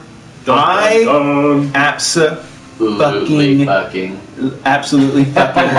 Sorry. My favorite holidays, it wasn't even Christmas. I don't care. That's cool. Get gifts and shit. Get money. Was Thanksgiving. Mine too. When you guys were growing up? Yeah. Yes. Even as a kid, I was like, this is weird. Most people wouldn't say that, right? I mean, to me, it's like the gifts were cool and everything, but for me, it was my mom is the most amazing cook of all time. Nice. And getting to just sit there and, like, obviously the older I got, the more I helped. Yeah. And, not, he meant awesome show. Love it. Thank you so much. Boom. Thank you. I absolutely love hard work, and God bless her, and fucking amazing. And I just got to sit there and just sit at the kids' table and, like, eat. They have nothing but like football and food. You did on one of our past podcasts talk about how you were a fat kid. Yeah, and I would nosh the ever living shit out of Thanksgiving. Yeah. I mean, come on, eating and watching football. But growing up in the South, it was hard, like, not to, like, just put on that weight. Yeah. And, like, for me, it was so easy to, like, weight is so easy to come, very hard to go. But it's like, man, I think Thanksgiving was the best, and then obviously later in the day, like, family, like, our step family started coming over, and then it was super fun, because it was always like, all right, you go to the basement, you watch football's over, Leo's going to put on some video games, we're all going to, play, whatever at that time, some video games, I got Little Big Planet. I remember when that finally came out, like 2006, 7-ish. I think I played Little Big Planet with you guys before. Yeah, and on Thanksgiving that was a huge. But then again, like Thanksgiving in another sad moment has transitioned to being one of my favorite holidays as a kid to being like meh as I get older because I can't go home. Yeah, I can't go back to Virginia, and I can't experience that like I did when I was younger. And that to me has now become like Thanksgiving. Like Josh asked, he's like, "Hey, what are you doing for Thanksgiving?" I've had people invite me to things, but it's like, it's not back home. It's not sitting around the Thanksgiving, helping out, doing dishes. What are you guys doing Thanksgiving? I'm going to Todd Darren's. Oh, great, okay. Do you not want to come to that? I don't know. Yeah, that's what I'm saying. It's like, if I can't go home for Thanksgiving, I just get bummed and do nothing. Oh. So. No, I mean, I hear that for sure. Because I know, like, Alex and some of the Bowl Lunch crew, with the Philip Woo's thing last night, and I was just like, I can't bring anything last minute like that. I don't just want to chip in for something. It's like I'm just not gonna go. Yeah. So I don't know. Thanksgiving used to be such like a badass holiday to me, and now it's. I agree with that. Yeah, it was always my favorite holiday growing up because it was kind of like the beginning of stuff. Like you had all of like the Christmas stuff to look forward to. Right. Yeah. Yet it was still the whole family getting together. Plus, as me as a kid, I was always connected to my birthday. Yeah. It was always that week. Yeah. You got off school, ate a ton of food. Yeah, you got to see family you didn't really normally see. Yeah, so all that aspect is gone. And so I do, like you were saying, I got a bum. Like I do now find myself, I guess more so in LA. Because it also feels even less like Thanksgiving here because there's no weather change and stuff. So I do find myself like before stuff like holidays, birthdays, stuff like that, feeling like oddly depressed. Like it's like like you said, the childhood memory is just gone. Or like I can't get back to that. And so it's just like this holiday it has lost whatever was special about it to me. Like I'm excited to go to Todd Darren's. Like they're awesome people. I love everyone that's going to be there, and there will be the food and stuff like that. But the whole sentimentality of the people that I see only at that holiday, like extended family and all that kind of stuff. I thought you said sentimentality. Cinnamon? Yeah. Like that, that's not going to happen. I haven't seen my family in years. Yeah. And so that's just, so it is sad. My favorite, I went to the same place 2 years in a row that felt like the closest I've ever gotten to Thanksgiving. And that just makes me hate. The past 2 years? Not the past 2 years, but in Chicago. Where we left, which makes me just kind of dislike Thanksgiving more because I know it'll never happen again, was Patrick and Allie's Thanksgiving. Yeah. Jason was there, who is in our fantasy football league. Yeah, he is. He's doing really well. Got a lot of kids now, but like that 2 years in a row was like Patrick would invite me, I would bring stuff, I'd make stuff, I'd get super excited, and that I know that'll never happen again, and like that literally that depresses me almost as much as like how kids, like how now I'm like Thanksgiving is like Josh was just saying, like it kind of puts you in a weird place. So yeah, for sure. Especially those of us who have left home. Yeah, I used to get so excited that now I'm just like can't go back home because I might still try to go home for Christmas, so can't go back home for this. Then I just get bummed, and also then it just makes me think of like those 2 awesome years that I had. Chicago with like Allie and Patrick doing everything and me just sitting in the corner drinking a 40. that picture that I had was just like, that was them. They were the nicest people in the world. I was like, can I help? Like, no, just chill. Yeah. So. Well, I gotta say, moving here, I moved here, when I first moved here in 2004 was in July. And so I was like super excited for the summer and being in this new place. It was so great. And of course, like the first time you are sort of bummed is like when the holidays come around. You're like, oh right, like this is gonna be the first time I'm not with my family for the holidays. And so I remember it sucking a lot, except that like once I started meeting Chad and Aaron and Mary and all these other people that did the exact same thing and were also just gonna be there and now we're able to go home. And of course that's when we started Friendsgiving. And although it was weird at first, and even it never stops being sad. You don't get to be home. But it has, after all this time, turned into, like, I do really look forward to Thanksgiving now because of how great it always is there. And it's a bunch, and like now it's even more like family, even though it's not my family, but because like now people are getting married, it's the family you chose and shit. So. Yeah, right. But it's like, it's a very good feeling now, and it doesn't make me, I'm not really sad anymore, and I'm really happy to go have this great day with these guys. Mm-hmm. So you are going to be there that day? Yeah. Nice. Yeah, that was Yeah, we moved out here in October, so that was when I first met all those people. Oh, right. The first year we moved out here, I went with you to that Thanksgiving. That's where I met that whole crew. Was that the first one? Mm-hmm. Oh, yeah, wow. But yeah, anyway, it is really great, and if you do decide that you want to do something, you should definitely come, because it's like a very good, loving feeling. And also LA is so weird too, because it's like being in New York after, I think I was there after the Thanksgiving Day parade, so it was like everything Christmas was up. Right. And in Chicago, they did the lighting of the trees, which immediately meant, all right, here we go. We got, like Josh said, like, let's get pumped. Christmas is coming. So, like, nothing like that happens in LA. At least not that I found. Change. There's no, like, snow is starting to fall. So it's just one of those things, too, where it's like people say they get, like, in Chicago, you get, like, seasonally depressed. It's me. It's just kind of more like, damn, like. Yeah. Yeah, I get like unseasonally depressed. There's not a season. It makes me depressed. Yeah, like get your shit together. Get something where you could go home for every single holiday. Like figure something out. Yeah, I never had seasonal depression in Chicago. I loved it. Yeah, me neither. But here, I think the lack of it, I'm now getting bummed. Like it's like, oh, there's really no. We should do like to signify. We should go to like do a skiing trip or something like where we could go up and like because now I mean it's not even that cold yet, but in like January or February we should like go somewhere and like hang out in the snow, and even like for Christmas even just season, to be around snow. No, I know, really. To go to like a cabin and just sit there. Yeah, and do have what a I do fireplace here. and be cold.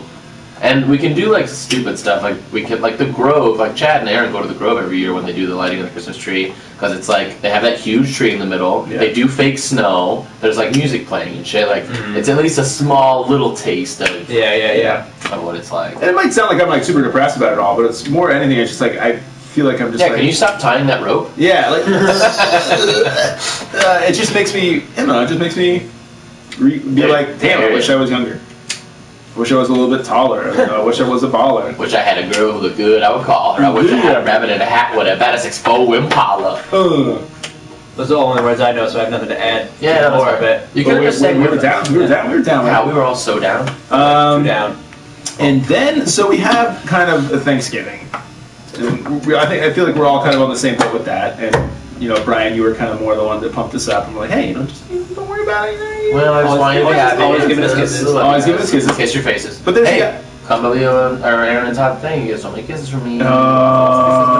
Thanksgiving mistletoe. I can't. All right, so I have to write that down. 121. Brian said all the kisses. 121. All the kisses. What happens the next day after Thanksgiving? Something only in America. Only in America. Which is fantastic, but they call it this day because the entire year your company could be in the red, which means African American Friday. Oh. Let's see, 122. Cut that out. No. Come on. You say it now. You're talking about that Black Friday. Black Friday. So, absolutely the worst part of Thanksgiving. It's not. Yeah, it's not even Thanksgiving. Anything. It's not. But it's.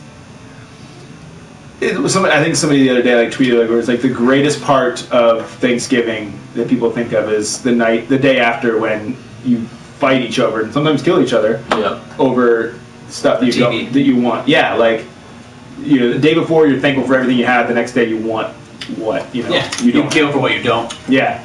So welcome to America. So what do you guys think about Black Friday? What do you guys? I've never participated in Black Friday. I've never gotten up crazy early to go to a store. There's never a sale or a specific item that I wanted and wanted to fight crowds for. To me, it's just not worth it. But why is it not worth it?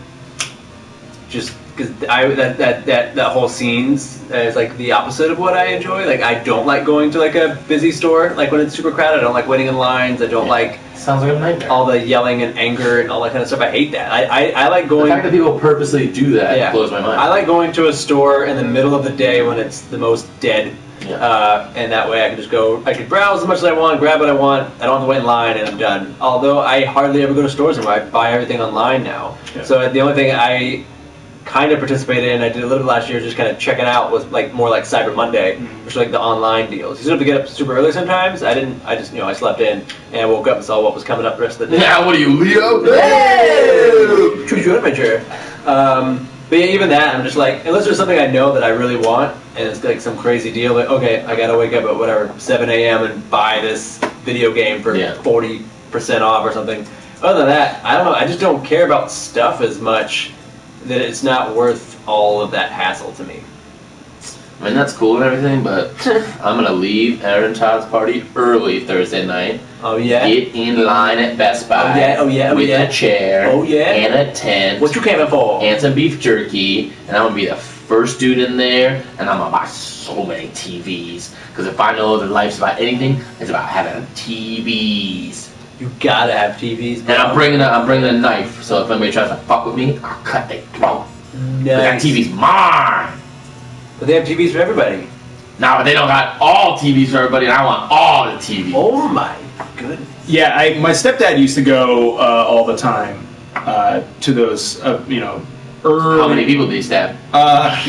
Never disclosed. But yeah, he would always go to those things and would have come home with an insane amount of awesome deals. But it's like, to me, I'd rather sit down, chill for a couple days. But also, I say a couple days, but from now, basically the day after, from Black Friday until Christmas, every store is chaos, and I hate it. Yeah, it's insane. Because now going to Target, it's I know that's my 15-minute trip to Target, which would be normally, is now going to be, no matter what, 45 minutes because of lines. Yeah, I avoid those types of stores on weekends all year long. Right. Just because I know it's so much busier. Yeah, but now it's every time. But it's the deals he would get, and super pumped about it and stuff like that. But I'm like, yeah, for $100, that's cool. But then again, at the same time, I'm also, we can sit here and say all this because we don't have kids or grandkids, and yeah, our shopping list for presents is very small. Yeah, Brian. So we'll talk about it later. So my stepdad had me, my sister, my mom, and then on his side it was his 4 kids, and then each of them had 2 or 3 grandkids. So it's think about all of that money. For me, it's Christmas is already damn, that's a lot of money. Then add on grandkids and stuff like that. You're maybe saving $100 is worth it for something like that, where it's I can see that end of the spectrum, especially if it's middle America, where people work their asses off and middle America. Now it's a tragedy. Now it's so sad to see. I'm gonna try to sing at least 1 or 2 lines of Rabbit and a hat with a bat every episode. I hope so.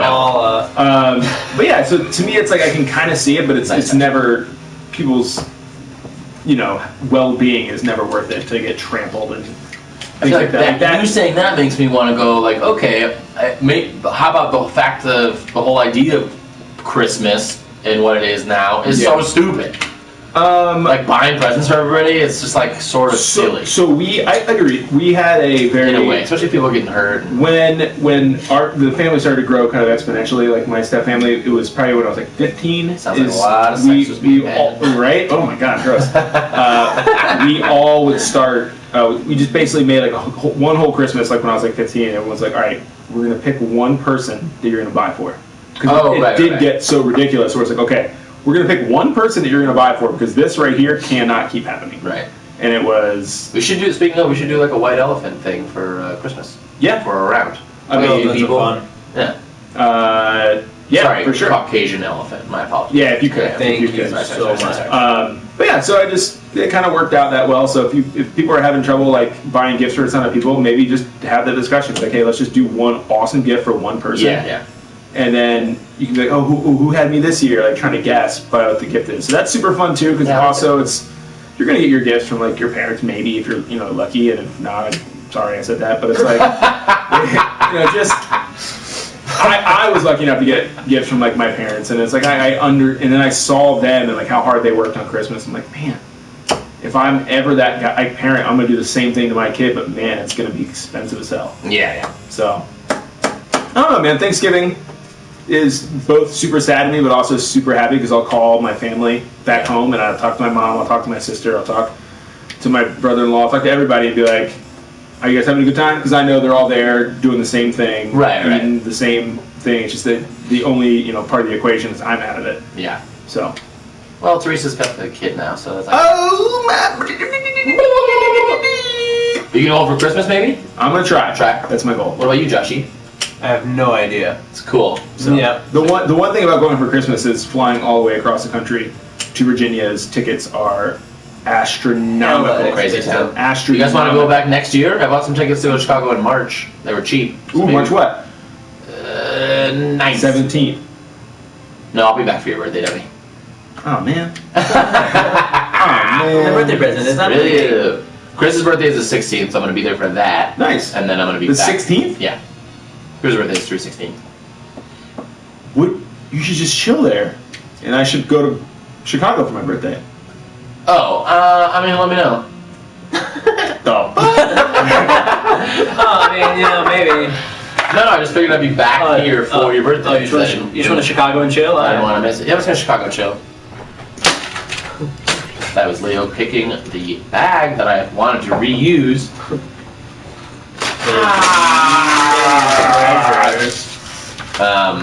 Yeah, I'm not going to be going back either. I'm going to go probably hang out with my mom in San Diego for Christmas. Nice. Won't be back in Chicago till March. When I would go home for holidays, it was usually like a month later. After, Plane tickets are cheap. Plane tickets cheaper, airport's not insane. Yep. All that good stuff. There's nothing really to do in your town. Yeah. So it's just like, and Yeah, I go for January's longer. mellow here. Because, in the past, back when I was a waiter and stuff, you can get way more time off from work in January than you could. You get like 2 days off for the holidays. I remember working at the Lux, like there was the only 2 days of the whole year that they were closed, and that was it. I hated so that that place. Everybody was trying to get off. That place was the fucking worst. So it's like, okay, cool, I get 2 days off and go home and just have a very rushed holiday. Or you just wait a few weeks and then go home for like 2 weeks straight, and it's not an issue because the place is dead. Shout out to our sponsor, Grandma's Cafe. Please stop sponsoring us. We are trying to burn this bridge so hard. We have lit all the matches. Thank you for nothing. Thank you for literally nothing except for giving us our friendship that we still have. Yes, no, it would be crazy without that. Guys, I've been thinking about how I want to, if I could do anything, it would be time travel, so I could go back in time and just change so many things. Oh yeah. But then I always think about what if one small decision that I changed in my past led to a just completely different future. Yeah, I've thought about that a lot because obviously, if even if I could choose 21 years old or something like that, starting over from that point, skip all of high school, don't need to redo that stuff, whatever happened is fine. But things I would not meet you guys if I didn't make myself again work at Grand Lux Cafe. One of the worst things ever. Right. But make myself redo it just so I could reestablish these friendships one more time. Because how else could I do it? I couldn't just be a regular and come in and try to bond with you guys. And just be that would be the immediacy. Hey, are Leo and Brian both working? Can I sit in half of their section one time and then the other half of the other? I'm just trying to get to know them without being an employee. That's totally normal. Hey guys, like noodle salad, I think he's in on it. Inside jokes. So weird. We don't understand half the things because he's not here to work here. They never would have happened. Yeah. They never would have happened. But yeah, so I think sometimes you just have to have lived that stuff. So you're saying you would go back to 21? I would go back. A good starting point. I'd go back to the exact moment you were conceived. That I was conceived. No, I'd go back to the exact moment when I had to decide my major. Really? In college. Nice. To be honest, because I'm 18. I think 18 as well, because that would redo some decisions. Yeah, I'm 18. Because that way you still have the college years that you can college, redo. High school's done though, which is great. Yeah, so 18th birthday. I would go back to my 18th. Well, actually, I'm not going to answer that. I have some more thinking to do. Well, my birthday's in March, so I'd still have 2 months of high school left. Right. Which were good months. It'd be cool to relive them. Maybe I would just now go back and be a completely different person. Right. And hey, I'm trying to make me popular now. No. Also, what if total douche. If you went back to high school, total douche. Would you have any of the knowledge back then, or is it just whatever you currently can remember now? Have knowledge. So if you went always, if you're going back to when you were 21, you have all of the knowledge that you have up until right now. Yeah, but you're 21. But you also, but is the stuff that you knew at 21 fresh in your brain? So if you went and say you're in high school and you went and you had to take your final exam, would you have all of that high school knowledge? Right now, if I took my high school final, I'd fail it hard. I think you would have. I think you would have this brain. That's why I kind of want to skip the whole high school thing because I'm not gonna. All of a sudden, you flunk out. Yeah, I got a freaking AP calculus. And I don't know how to do this anymore. Yeah, no, I would want to do 0 high school homework. Yeah. LK says #Life is Strange. That's a game about traveling back to the past and stuff. So interesting. Great call. He also says nice sweater. I'm sure he's talking about one of you guys. So this is a jean jacket, you idiot. You idiot. No, thank you. That's so nice. Yeah. I'd have to say 18. Just kind of like right after high school ended, and I'm just about ready to get into college. There is a change moment. my major, do everything I can to now know that, like, yeah, just for like success purposes. But that's crazy. That could change everything. What if? Probably would. It would. It absolutely would. No, nice to know you. Thanks. Well, what if? I'm still saying I'm gonna be the regular. What if? Got it. What if? Noodle cell. Shut up, weirdo. What is this guy yelling at noodle salad for? What if you had the ability? So if you went back in time, say you went to 18, we didn't meet each other until like mid-20s, right? Right. Like early 20s. Early 20s. So like, what if like, say I didn't work at Grand Lux and I came in and you guys are there, and if I could just like put my hand on your shoulder and all of a sudden and like like, you just like suddenly had the bond and the memories. No. Like, oh crap. What if you like accidentally touched somebody that you didn't want to do that to, and then you got all that information? Oh my god. Here's the thing. I think if somebody walked up to me right now, right, like literally out on the street, and like is shouting at me and just goes, "Dude, in another reality, we have been the best of friends. Like, let me go through all our inside jokes. Like, listen, you have to trust me." I'd probably be like, I kind of do. I know, I kind of want to hear that and be like, yo, let me look into this. Yeah. Seems crazy. Not even that. Like, all right, cool. Let's just chill. Like, let's just chill. Like, Come over to my house right now. Just chill, man. like, because in my mind, I'm like, you meet a lot of people in your day-to-day life. And today I was driving up to Albertsons, and That's Jewel. For all of you in the Jewel, Midwest. and will soon now to be Vons or Safeway. I have the sticker on the side of my car that says Leo. Like from, I think probably something that we're doing. I think a bowl lunch or something, right? Yeah, maybe a bowl lunch, maybe FFS, whatever kind of deal. You're talking about the 94 Chrysler LeBaron? 2004. Oh, sorry. Fuck you. Sorry. First off, fuck you. 1974 Give me Chrysler LeBaron. 21-year-old. Give me all the credit I get. Where's my Sebring. So I'd rip it off, and I have it on the side. It just says Leo. Okay.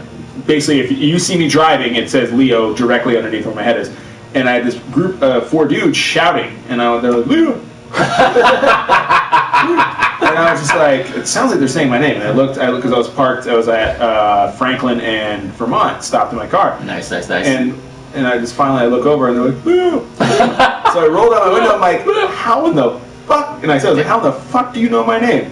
And they're like, you're Leo, right? And I was like, yeah, I'm Leo. And then they're like, I'm Ariel. I was like, what's up, Ariel? And then like he's like, you're Leo. I was like, how in the fuck do you know my name? And he goes, on the side of your door. And I was like, oh, fucking right. But like, what if I didn't have that there? That man knew me. Right. And he's like, pull over. You're Leo. And I'd be like, all right, let's do it. I know you. All right, let's do it. Let's do it. Like, what if they, I was just like, oh my god, that's the guy I've been looking for. I've been, trying to change his life. I maybe would. Science fiction movie. I maybe would. I love the name Ariel, and I want to go by that from now on. Yeah. For a guy. Yeah, he was pretty cool. I'm pretty cool. He was pretty cool. Yeah, I think if, yeah, man, Thanksgiving, Black Friday, time travel. Yeah. I don't know how that. Sorry. I don't know. That's perfect. I think time travel, like you guys said, it would also be super sad. But I think would you still do it if you didn't know you did it? Like we're talking about, bring your memories that you have now. Like do that. Would you still go if you went back to when I was 18 and making the only thing I knew was like don't choose criminal justice. That was my only memory I had is don't choose criminal justice. I don't know if I would do that. Yeah, if you don't know, then you probably just make all the same decisions.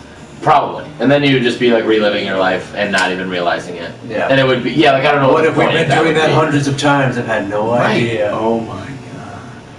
Damn it. I think I would go back to when I was 18, the day I graduated high school. I would.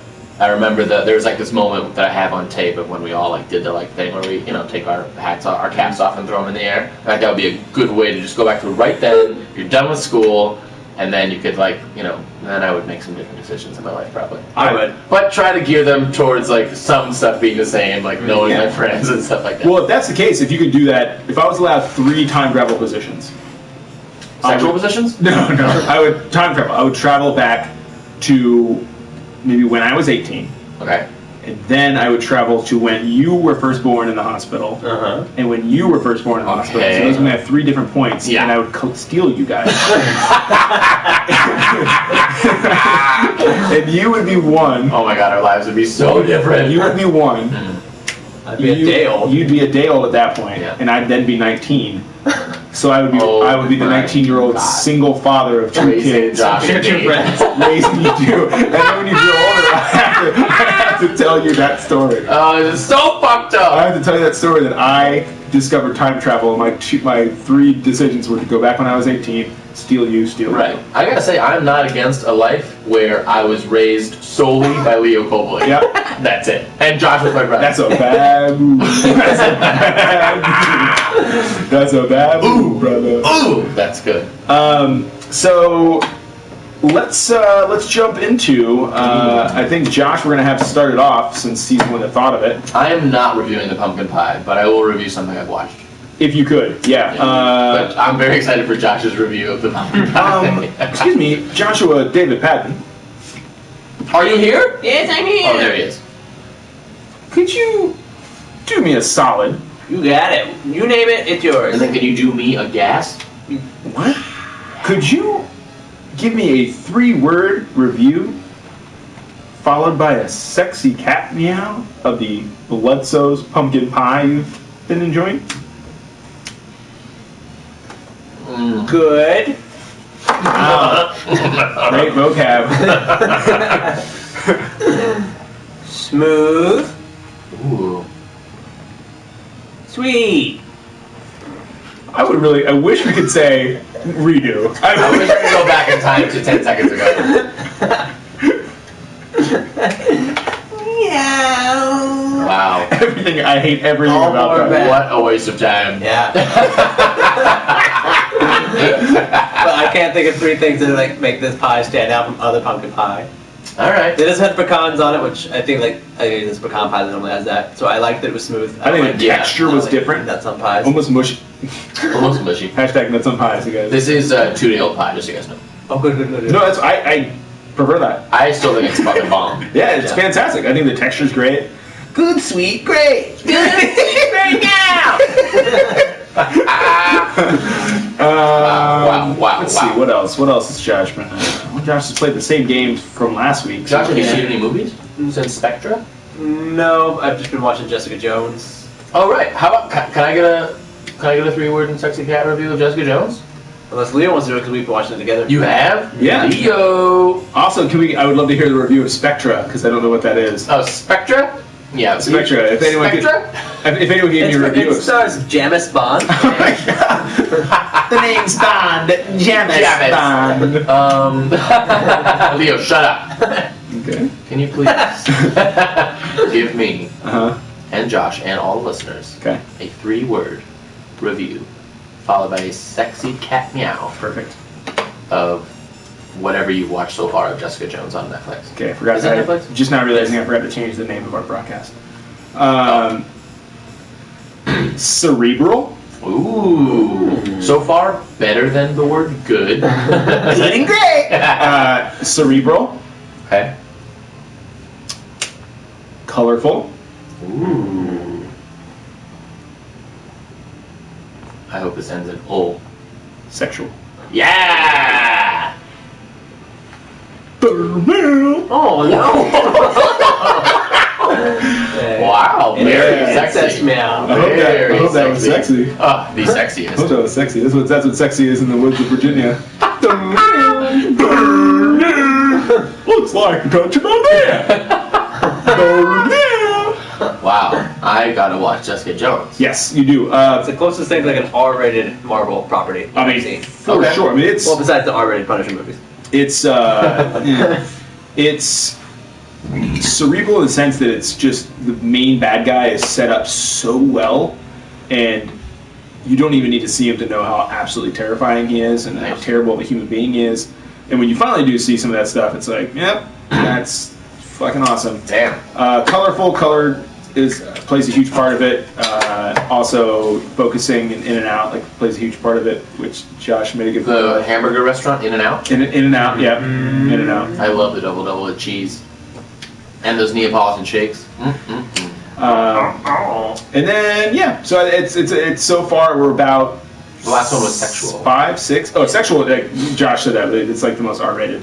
It's Ooh, but in a good sense too, because it doesn't shy away from being what it is. Like Jessica Jones and Daredevil and Punisher were like created from Marvel Knights, which is like supposed to be like the mature line of comics, and they have not shown away from that because it's like, holy god, it's amazing. Where it's every bit of it, it's like, oh, they're not going to go that way. Holy fuck, they went more than that way, and oh, they're not going to do that. Holy fuck, I don't remember Jessica Jones from the comics. Yeah, you might not. Does she have a superhero name? She did. But that's kind of the whole point of what makes her so interesting. So to say any more would kind of ruin part of the show. Oh, okay. So she went by Daredevil. She's Daredevil. Yeah, got it. Go, just watch it. It's so far, it's definitely very cerebral. We watched the first 6 episodes. It's Daredevil. You could just burn through because the fight scenes were so cool, and like it wasn't. It was kind of like more about like that. Yeah. Where this is more about like dialogue heavy and like holy shit, like if you burn through it, like you will get physically and mentally depressed, like because there's so much crazy awful shit happening. Yeah. So, yeah, so that's Jessica Jones. All right. Video games. Josh has only really been playing Fallout. You reviewed that last week. Boom. All day. I've been playing some Metal Gear, so if someone wants to throw me, I feel like I'm pretty good. Oh, Leo, could you please, for the love of God, give me and Brian only nobody else a 3-word review followed by a sexy cat meow of Metal Gear Solid 5. No. Okay, thank you. I mean, I figured I'd ask. conversation over. Open. Oh. Oh. Ooh. God, I wish you could all see Leo's tongue right now. Some people can. Some people saw. Did I say open? Yes. That was me buying time. Worked. Creative. Ooh. Choices. Open, creative choices.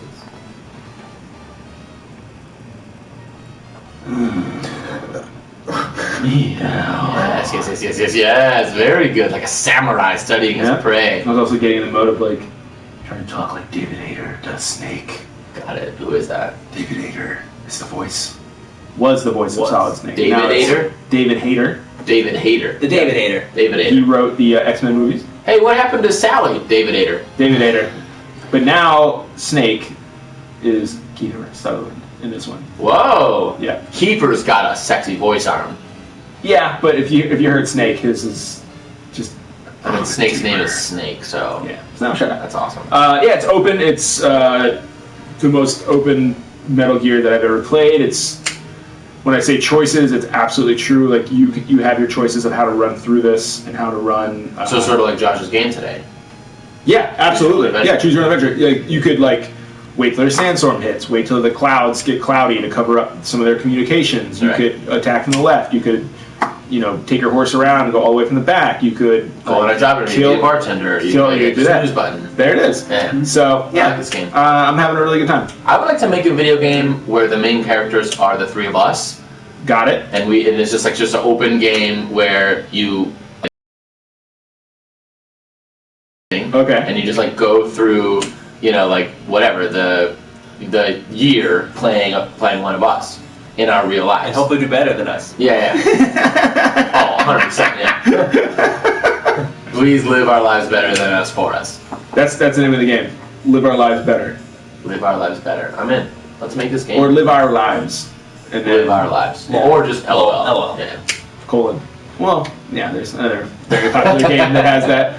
League of Legends, but yeah. Oh, League of Legends, right. That's insanely huge. But yeah, I would hopefully someone would choose me and they'd be like, wow, he's really just watching football playing video games again? All right. I mean, that's pretty good. I don't know, I saw a video of you doing one pull-up on the internet the other day. Funny story about that, did not realize that when I posted that on Vine, it was going to go everywhere. Oh. I thought when I posted that, I was like, oh, people on Vine will probably not watch this. I think I saw it on I'd like if I have Vine, I'd like to at least have a Vine. Like one Vine. Right, have one Vine vid. Yeah, and now I do, and I didn't want anyone to say it. No, I just saw it. I don't know. You look good in your tank. Just automatically share it to Facebook. Yeah, I don't. The thing is too, I don't care. I was even told Josh when I was like, I had an idea. I shot it. Didn't do anything to edit it. Just said, fuck it. I'm gonna put it up because you know what? That's how a lot of people on Vine do it, and how they have a ton of views. Right. I got a thing when I opened Instagram today that says try Boomerang from Instagram. Did you guys get that? No. What's Instagram? It says make and share mini videos with Instagram's new free app. I haven't done anything with it yet. Should we... Oh, wait. Brian has to review something. I would love to review something. Have you watched any movies this week? No movies, but I've been watching some television. Oh, what television have you watched? I've been watching, well, the two new shows that I've started are Master of None. Okay. Ooh. And House of Cards. Okay. And that, of course, is not a new show, but it's new to me. Yeah, I am more interested in the Master of None. It's in my list. I'll gladly give you a review of it. And then I'm more interested in House of Cards, so Josh will go first and then it's me. How many episodes of Masters of None have you watched? 2. Okay. How many are there total? There's 10 one as season. well? Yeah, it's probably like 10 or something. Oh, Brian. Oh, who, me? Yeah, Brian. Me, Brian? I hate to put you out. Oh, no. Could you please, begging you, give me a 3-word review? But not just that. I need you to follow it with a sexy cat meow. Oh, okay. Wasn't expecting that. Yeah. Of what? Sorry. Of Master of None. Got it. First 2 episodes so far. While Leo smokes a bit of pumpkin pie. That's me!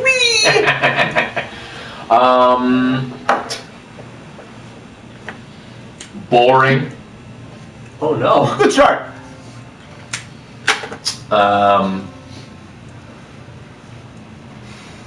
Sweet. He's copying one of mine from the pie, but okay. And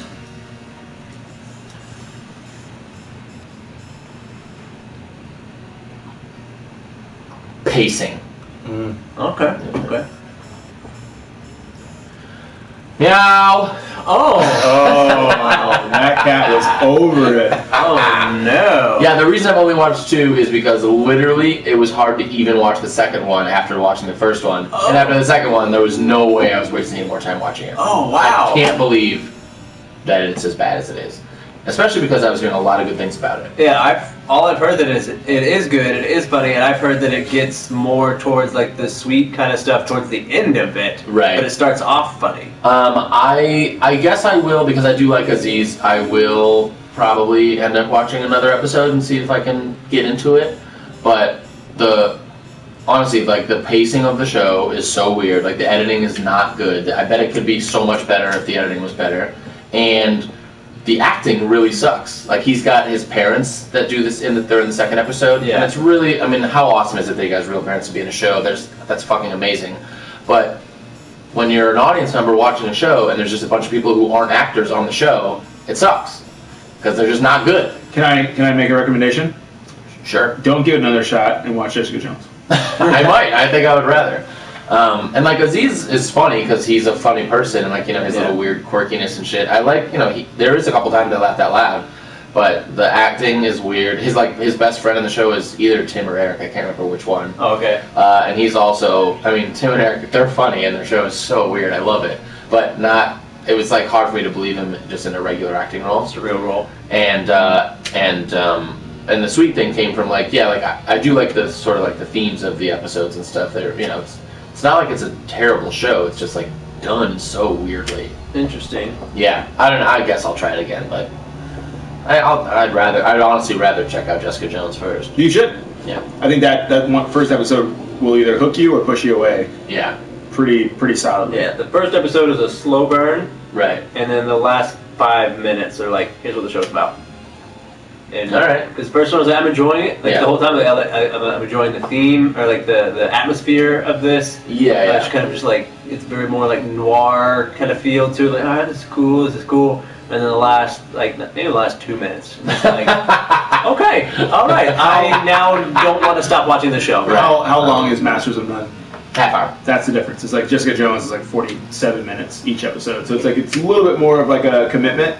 But if you watch the first episode and get hooked, maybe come back to Masters of None later. Right. Like actually do something that is enjoyable. And usually I don't watch a lot of dramas because most all dramas are like hour longs, and almost all comedies are half hour, and so it's like quicker and easier for me to just watch a half hour, because if it's good, it like goes by quick and it's great. And to really be invested in an hour, the show's got to be pretty good, I feel like. That's why I went to the commercial-free option on Hulu. Oh yeah, my other friend just did that too. It makes a big difference. Oh, Aaron from It's Blood Cells. oh nice. It's not a huge like time thing, but when you're actually watching the show, it really does feel like a huge difference. Yeah, like, I bet. Where from 28, 29 minutes with commercials to then immediately 22 minutes, it's like, cool, not much time, but guess what? I enjoy the show now. It's a third shorter. Like, Right. it makes a lot. I was watching some Nathan For You on Comedy Central yesterday. love that show. I mean, I love it so much. But there were the commercial breaks, and this was Comedy Central, but there were, like, it always pops up in the corner, ad one of whatever, and there were 5. So I had to sit through 5 commercials to watch. I was just like, come on. Oh man, why am I not in any of these? Right. That's what. As soon as Aaron told me that he got rid of Hulu, or got the ad-free Hulu, I was like, dude, how are you going to see my fucking commercials? Nice, nice. Brian, Me? do you have a moment? Let me check my calendar. Just a brief moment. Just a brief moment. Just a brief moment. At this exact moment. A brief moment. I got a B-Mo. All right, cool. I got Brian, Yeah. Patrick, Yes. Colbert, Me. Kennedy. That's me.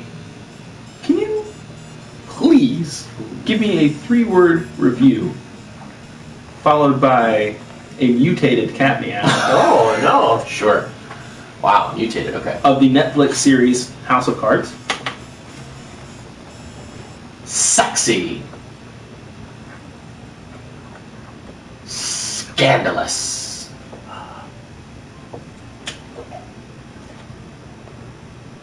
Sweet. That was me, not right. And captivating. And now for my mutated cat meow. Wow. Also sexy. I was really hoping it was going to be. very, very similar to my O face. Nice. Yeah. Ooh. Oh yeah. So I know that I'm way behind. I think there's 3 seasons of the show, but I just started the first season. You're good. The 2 first. is 3 is all right. Oh, okay. Yeah, everybody says the first season's the best. 1 is fantastic. My flight home from New York, they were offering all of House of Cards for free on the Virgin like TV thing. Oh, nice. And so I watched the first 4, and they were great. And now I think I've watched like 5, 6, 7 at my house in the past couple days. It's pretty great. I like it a lot. Have you seen it, Josh? Yeah, I've seen the first 2 seasons. I've not seen season 3. Kevin Spacey is captivating. Yeah, he's super good. I was like, that word is. I think he's won a bunch of Emmys for that show too, right? Yeah. He's obviously very good on it. And Robin Wright is so great, and I'm like so attracted to her. And she's like an older woman, but I love her so much. And I also like Kate Mara a lot. Kate Mara's such a little cutie pie. But no, everybody does such a great job on the show. Yep. And it's like, yeah, it's just like super like fucking dirty and sneaky and fun. And you're almost, and you're like Josh had mentioned too, like shorter shows like that, you're almost done. That's a good thing about it. It's like you've almost fulfilled the story. You watch 7 episodes and it's almost done. Right? I think it's like 13 episodes. Love that. Yeah, that show is pretty great. I'm into it. I'm excited to hear what you think of the ending. Yeah, I'm excited to finish this up, and then I'll start season 2, I guess, but I bet I'd be. I was the first season. To be honest, Thrones only. I didn't watch the first season of House of Cards until I think season 2 was close to coming out. Oh yeah. So I watched them both like kind of back to back ish, and that's maybe why I didn't enjoy season 2 so much. Or maybe give it some time between. That's my. I'd be into that. Is to give it some time between season 1 and season 2 to kind of let it. Right. Be like, oh yeah, oh that's right. I have House of Cards to watch. Yeah, can watch that. Yeah, maybe I'd do that because I got my comedies I'm watching. Yeah. Crazy Ex-Girlfriend. I watched more of that. Still so good. Okay. I started watching Quantico, which is terrible. Or the pilot anyway. It was no good. Just watch Jessica Jones. Shut up. Watch Jessica Jones. I've heard Crazy Ex-Girlfriend's good. It is. A lot of super people funny. I know out here like know her like from Chicago, I guess. Yeah, she does. She's a UCB girl. Yeah. Who is she? And she also her name's Rachel Bloom, I think. She just did a show with Mo and Beth at UCB. Yeah, Mo Show. The Mo Show.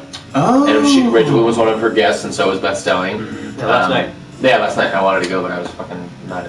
I couldn't. But Mo's like persona now looks awesome. Oh really? Like just seeing her on stage from like somebody took a picture of it Yeah. and put it on Twitter. where it's like she's in like a jet black suit with like a pinstripe shirt. Whoa! Platinum blonde hair, like pulled back. I'm like, that looks badass. Nice, Mo. Yeah, she looks badass. Mo Welch is a friend and stand comedian from Chicago, and she's so funny. And she does a show, I think, like once a month over there. Yeah, I think the next one's like in 2 weeks. Oh, nice. That's awesome.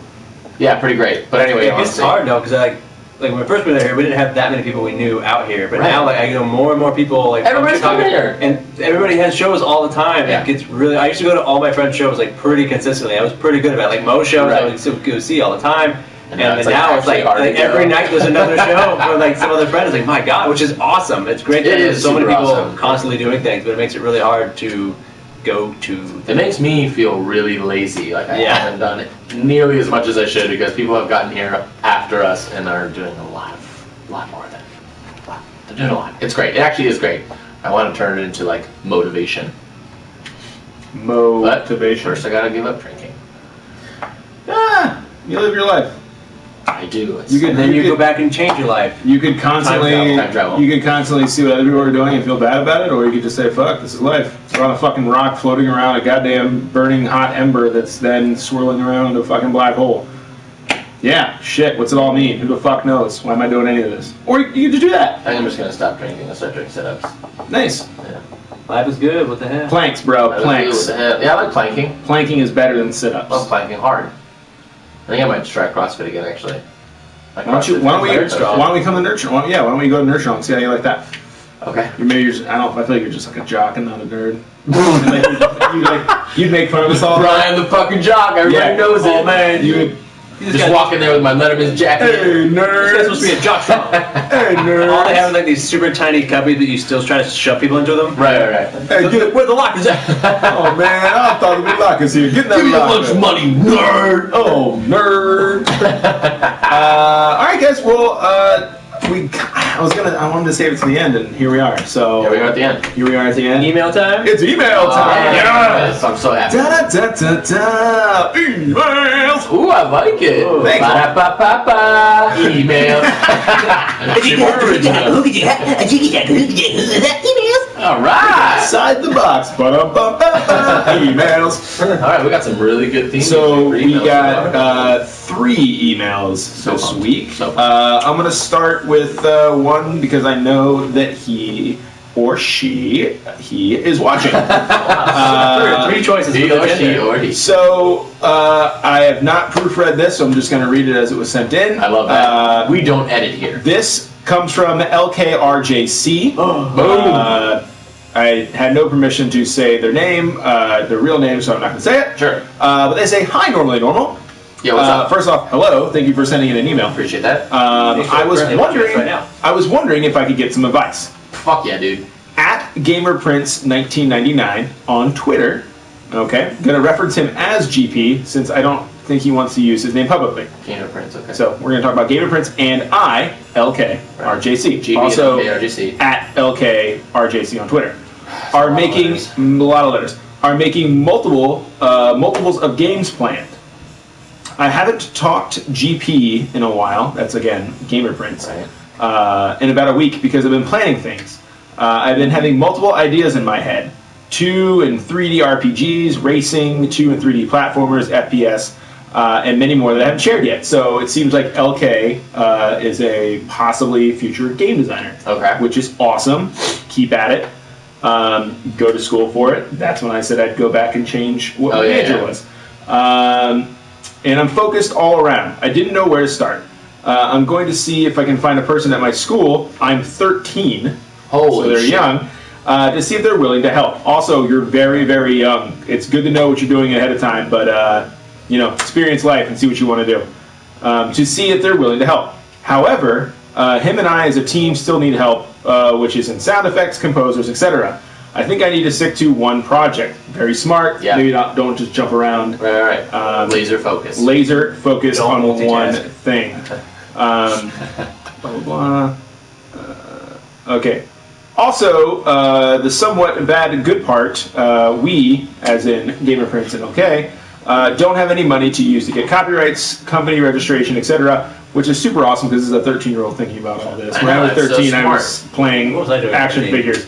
I think I was humping my pillow. Yeah, and now a stool. Well, you did get the copyrights for that. That's true. Nobody else can hump their pillow, or I'll sue your ass. It's good because I can worry about it later. Yes, you're only 13. Yes. But bad because how are we going to distribute the game? I hate asking people to donate or to kickstart a project, but it might happen. Anyways, I need your help. Whatever your advice is should be to help, so I came to you guys first. Thanks, Team SPIS. Boom. Great email. Thank you again. Here's my thought. You're 13 years old. Yeah. You're super young. Stay laser focused on what you want to do, and it seems to be game development. Go to school for it. Go to college. Obviously, go to a good one. There's a lot of awesome ones. Art Institute. I think at Georgia Tech. Do we know where this person's at? We don't know. But like Georgia Tech, Art Institutes, they're everywhere. Yeah. Also, college is expensive, so save up, get like a part-time job, because a lot of people, sometimes parents can't pay for college. Right. But if you skip college for this, just stick with it, man. Just go with what your heart does. Learn the programs, learn what you have to do, and know that you're super young. Yeah, there's not a rush right now. It's awesome that you have already a specific goal, right? And or at least also a goal that there are tools you can get right now to start working on obtaining it. When I was 13, I knew I wanted to be an actor. That's all I wanted to do, but there weren't really things I could be doing from home, I guess, to enhance those skills at 13 as much as there are now with the internet and everything. Yeah. So you can be teaching yourself codes and all this kind of stuff without college and stuff. And I would worry about the money stuff later on. I would just be focused on practicing and getting better and making different versions of the games and stuff like that. And then if college isn't in the cards for you, I would say immediately try to get like an internship at like a video game development company and just get in on the ground floor and just kind of work your way up and learn their system. Because if this is something you want to do career-wise, then it's awesome that you already know that, and you can already start practicing and doing stuff on your own until you get to the point where other people can professionally teach you. I wish I would have known what I wanted to do, like at a young age. Like what I really loved, which is like something in video games. And I wish I would have saw that, because if I was LK here at 13 years old, to be laser focused like that is when you get into that industry. Is when you nail it. Like, I'm not saying like, hey, I'm 31 years old, I'll never get into it. Like, but it's like, it's way harder for me than it is for this young buck to like come in and kill it. Those ideas when you're that young. Yeah. I think that's the most important thing to focus on, LK, is that your ambition is already so huge. So just like keep that fire lit, and like all the money, like business specific stuff, that will come much later in your life. Just keep the creativity going, and like what will come because you have that that nonstop ambition will you'll have a pretty bright future, I think. Yeah, and I don't know as much in terms of like distribution for video game stuff, but it seems like if you and GP have the tools and the skills to start making some versions of games or whatever, instead of trying to distribute it yourselves. If you had like an operating demo or something, you could try to pitch it or shop it around to game developers who could, if anything, just give you some advice on what to do. But if you actually had an edition of the game that they could check out and stuff, as opposed to trying to find ways to distribute it, And also, if it's great and they love it, it's like, cool. Who are you? They'll just hire you. Who are you? Like, let's keep an eye. Let's keep tabs on you. Come back to us. When you're 18. Come back to us when you graduate college. Right. We'll give you a job immediately. So that's a good idea. A lot of good ideas. A lot of good ideas. And thanks for writing in too. Remember that Thanksgiving isn't about Black Friday also, okay? Just remember that. So again, LK reached us at normalcrew at gmail.com, just like you guys can. Also, just like this fine gentleman did as well. The subject that he wrote in was language arts. Okay, so this person's also 13. He wrote in, "Hey guys, the show is great if you like shows. Classic Josh and Leo. I don't know BCK, but I'm sure he's classic too." Who the fuck is this? In addition to the show's official Glover, LD, I also find PSA to be a real road rage deterrent. Whoa. So keep that up, eh? Nice. And a big thanks to Nicholas Patton for writing. Yeah! That's awesome. Nice. That is my brother. Thank you. I was like, apparently Josh has nothing to say. That is so awesome. Thank you, Nicholas Patton. Figure that one out once you got happy to do that. Yeah. Like, oh, I think I know what it is. He didn't know he wrote in. That's pretty awesome. That is a very funny email too. Hey, There were actually 3 separate emails that I put into one because I thought that's how he imagined it. Yeah, I am classic. You're right, and I hope to one day meet you. Thank you for listening. Hell yeah. He also had a very funny signature for his email because I think he sent it from his phone. Oh yeah. And it was like I didn't copy and paste it here too, but it was like sent from a stolen, Samsung Galaxy S6 or something. And I was like, that's awesome. I like that. Well, so yeah, thanks. Hey, Nicholas, thanks for. He's somebody who listens often, huh? Yeah, big fan. That's so great. Yeah, he and his friends are still like diehard Golden Light fans, and Tutwiler. Yep, yeah, that's how Robert Tutwiler became. Oh, okay, awesome. Known to us because he went to school with Nick, and so Nick shared our videos and stuff like that, and then. Oh, that's so sick. So Robert Tutwiler's done some awesome artwork for us. Yes, shout out to Robert Tutwiler. And changed Tutwiler, so anytime we have any type of creative project coming up, they will be gladly watching or listening to it. We gotta do some Wilton Way probably. Some kind of videos. We gotta do something. So the last one comes in Great. from a female. Ooh, I'm so excited. Right? Sounds fine. Let me tell you something about this female. I know for sure she's mine. Oh yeah! Ladies and gentlemen, it's our Glover. Lauren wrote in again. Oh God, she's so great. She's the best. Your last podcast made my life. Can't thank you enough for all the kind words. Your podcasts are improving my self-esteem tenfold. I wish I lived out there and could hang for a recording. Which, holy crap, if you ever came here for a recording. She texted me also a shorter version of this, and I told her, just come out here and take this so we could do this. You would in a just heartbeat. come out for one Sunday evening. Sunday only. Just come here from about 9 p.m. to 12 a.m. and get the hell out of here. Just GTF on your own way. So, and Gleeville. Every time sounds like such a blast. You guys play games that you create. Unreal. Which by the way, Unreal, we did not create. That is an engine. That is copyrighted. That is copyrighted. Unreal. Don't mean. All right, we're gonna have to edit these emails before we read them from now on. You 3 are a rare breed. Wow. Here's the latest recording I did. It's a cover of the song "Let It Ride" by Ryan Adams. My friend Ben and I covered it. Ben has the coolest voice on earth. Well. She heard that. Chuck Reagan, eat your heart out. JK, Chuck Reagan will always be the man. I don't know who that is. Is he the guy who does the puppets? Yep, at a loss. No one knows who it is. Wait, she's saying Chuck Reagan is good. Chuck Reagan, eat your heart out. As in, like, he's still the greatest. Yeah, he's like the greatest. I'm googling it, so we don't I could have just sworn sign off. I thought there was this guy named Chuck Reagan who's a stand-up who does puppets, but I could be totally wrong. Yeah, Chuck Ragan. R-A-G-A. Okay. So yeah, it pops up. It's He's a singer. I wonder if music groups from Hot Water Music. Oh, okay. Oh, he's a cool. Hot Water Music. Okay. Cool. Rumble Seat. Asshole. So range. she says. I glove you guys forever. LD. Sincerely, LD. So by the way, the voice. Have you heard this song? Let It Ride? Yeah. No. Oh, okay. So, the dude's voice is really good. What we're going to do is we're going to do a normal sign-off when we finish up here.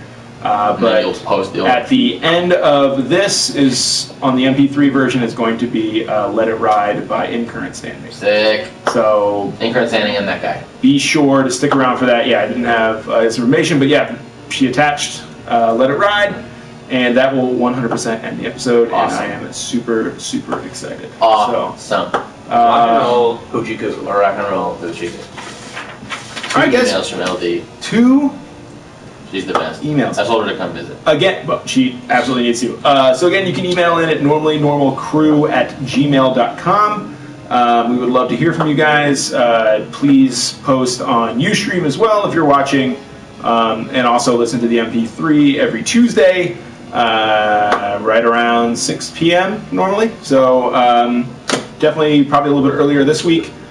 Tuesday, because if you want to come to Josh's birthday shebangs, you're all invited. Shebang! You're all invited weirdly, because Josh would love to have you. Even he looks at me confused. I would love to have you. If you are a friend, I want to have you. If you're a fan, I want to have you. If you're a stalker, cool. If you're a friend, I want to have you. If you're a stranger, I want to have you. If you're a foe, I want to have you. By the way, I have to work Tuesday night, so I'll be there after work. Cool. But I got off work Wednesday, so we can hang out. Nice, thank you.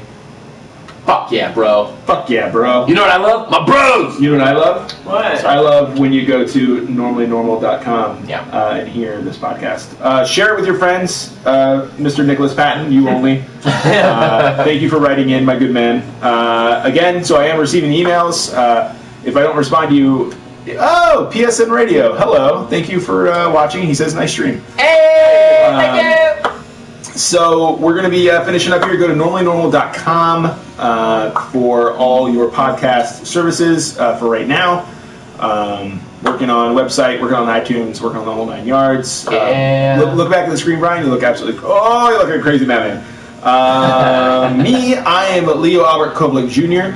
You can find me at Twitter at Koblik. That is KOBALIK 317. And if you are at Twitch, twitch.tv/ the same, twitch.tv/ Kovalik, KOVALIK 317. And I am on Twitter at Patton_Josh. And I'm on Twitch streaming Fallout 4 primarily at twitch.tv/ Primordial Booze.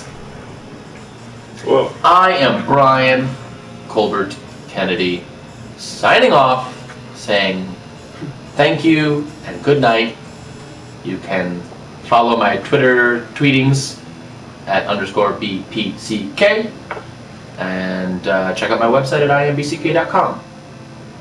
And I think that's it. Do we want to play one more fast round where you guys choose your own path? Oh, yeah, well, I'm down. Whatever you want.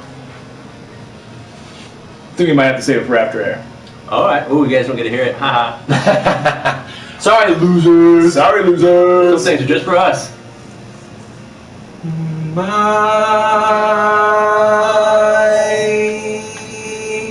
You all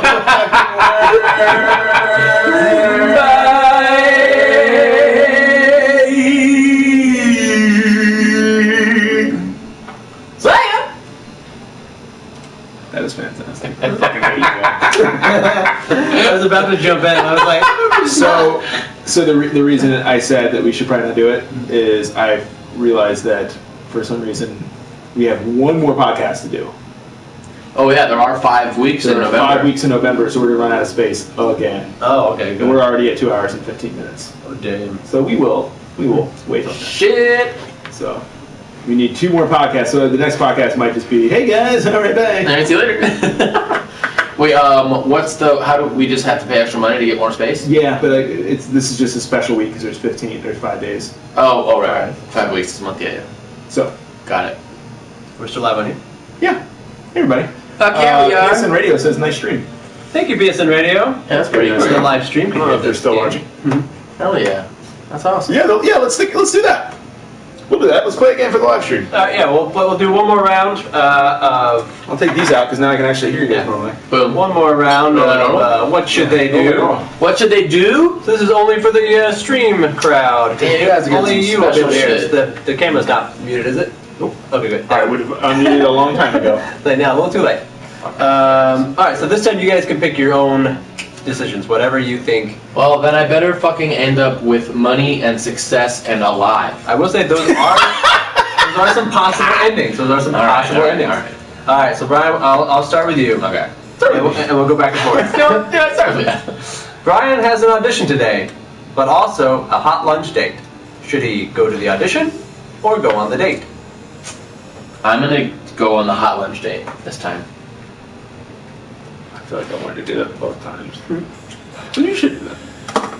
You're a cute man. I appreciate you. Alright, Leo. Yes.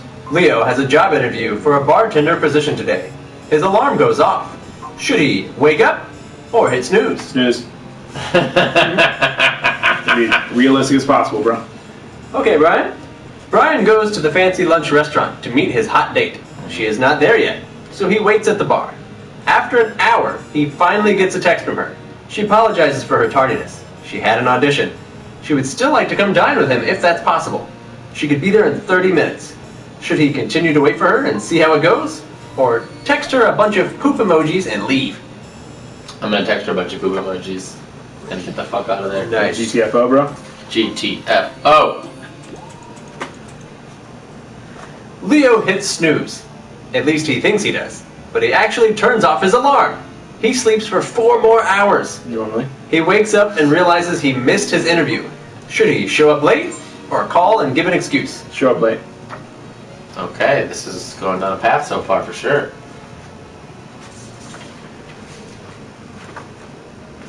God, Back to Brian. I should be way more ahead. Brian sends her so many poop emojis that his phone's battery dies. Feeling vindicated, he leaves the restaurant and hops on his hog. Love that. The bartender rushes out and tells him he forgot to pay his tab. Should he throw him a wad of cash or flipping the bird and ride off into the sunset? I left without... No, I'll throw him a wad of cash. All right. Yeah. You would do that. Yeah. Wait, what does that mean? Remember when you... No, I'm just saying you would do that. Don't be a dick. Wait, remember when I what? Ripped up that 20. This is a special for the people watching. Ooh. I actually don't remember ripping up that 20, and I hate that I did that. That's so awesome. Leo- Obviously, they took it back. Leo figures better late than never, so he rushes to the bar and asks to speak to a manager. The hostess says the manager is unavailable. I'm banging on that office door. Nice. Okay. Nice. I'm banging on that goddamn So, office door. for those of you who have not heard this part yet, his choices are, should he go to the back office and knock anyway, or should he strike up a conversation with the hostess? So he's choosing the first. Brian, watching you on stream with belly action. Alright, wait. What happened? Leo's going to go knock on the back door where the manager Oh, is. yeah, right, okay. Instead of staying and talking to the hostess. That's right, okay, sorry. Alright, Sorry, pay attention. sorry, my bad. Brian- I just love that picture.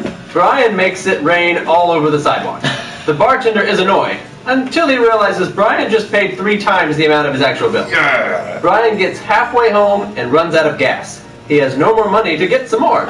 Should he push his bike the rest of the way or leave it and walk? Leave it and walk. I'm not pushing my fucking bike the rest of the way. It's insane. I'll park it, lock it, and get gas later. Why do all these... They're always horrible. You're not doing anything good for me here.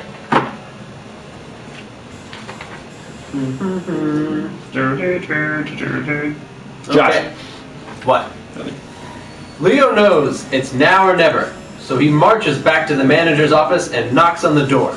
The manager opens the door, letting out a big cloud of drug smoke.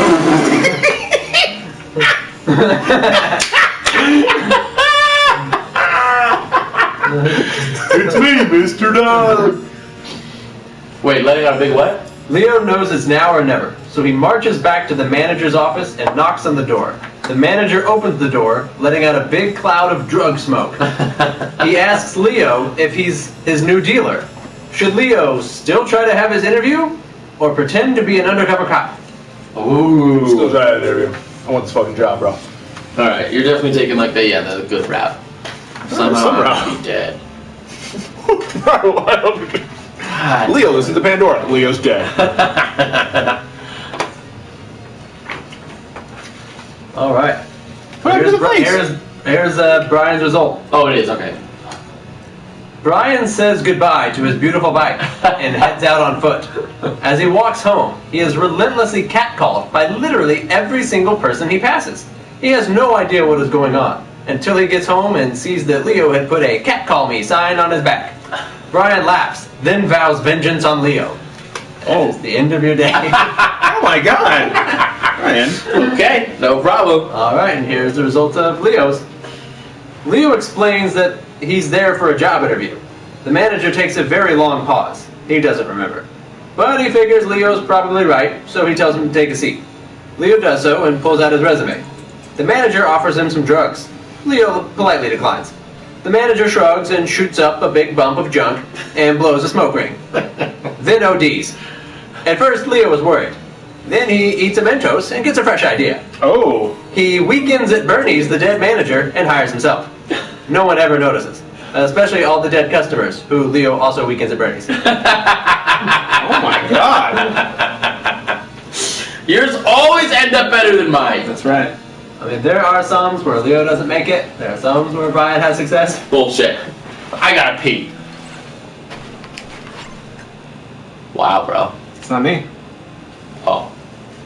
Josh, Yeah. nice gloves. Thanks. I love the, who wants to watch me work out right now? You guys gotta see Josh's back when he does pull-ups. That is so Maybe, maybe not. Maybe please don't. Maybe please don't.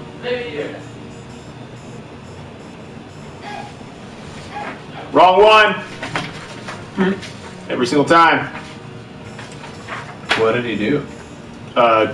Turn on the wrong, flip the wrong switch.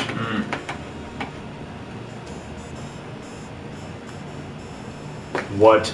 New York man's dog stolen in Hollywood refuses to leave California without her.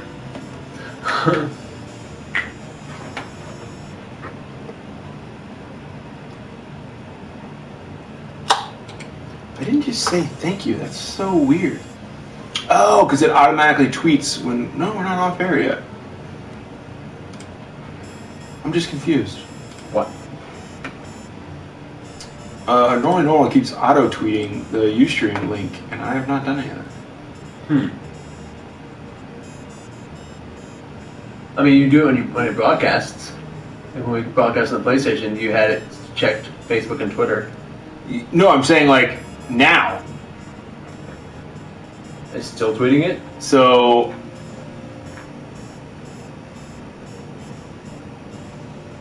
Oh my god. What? It's in the thread.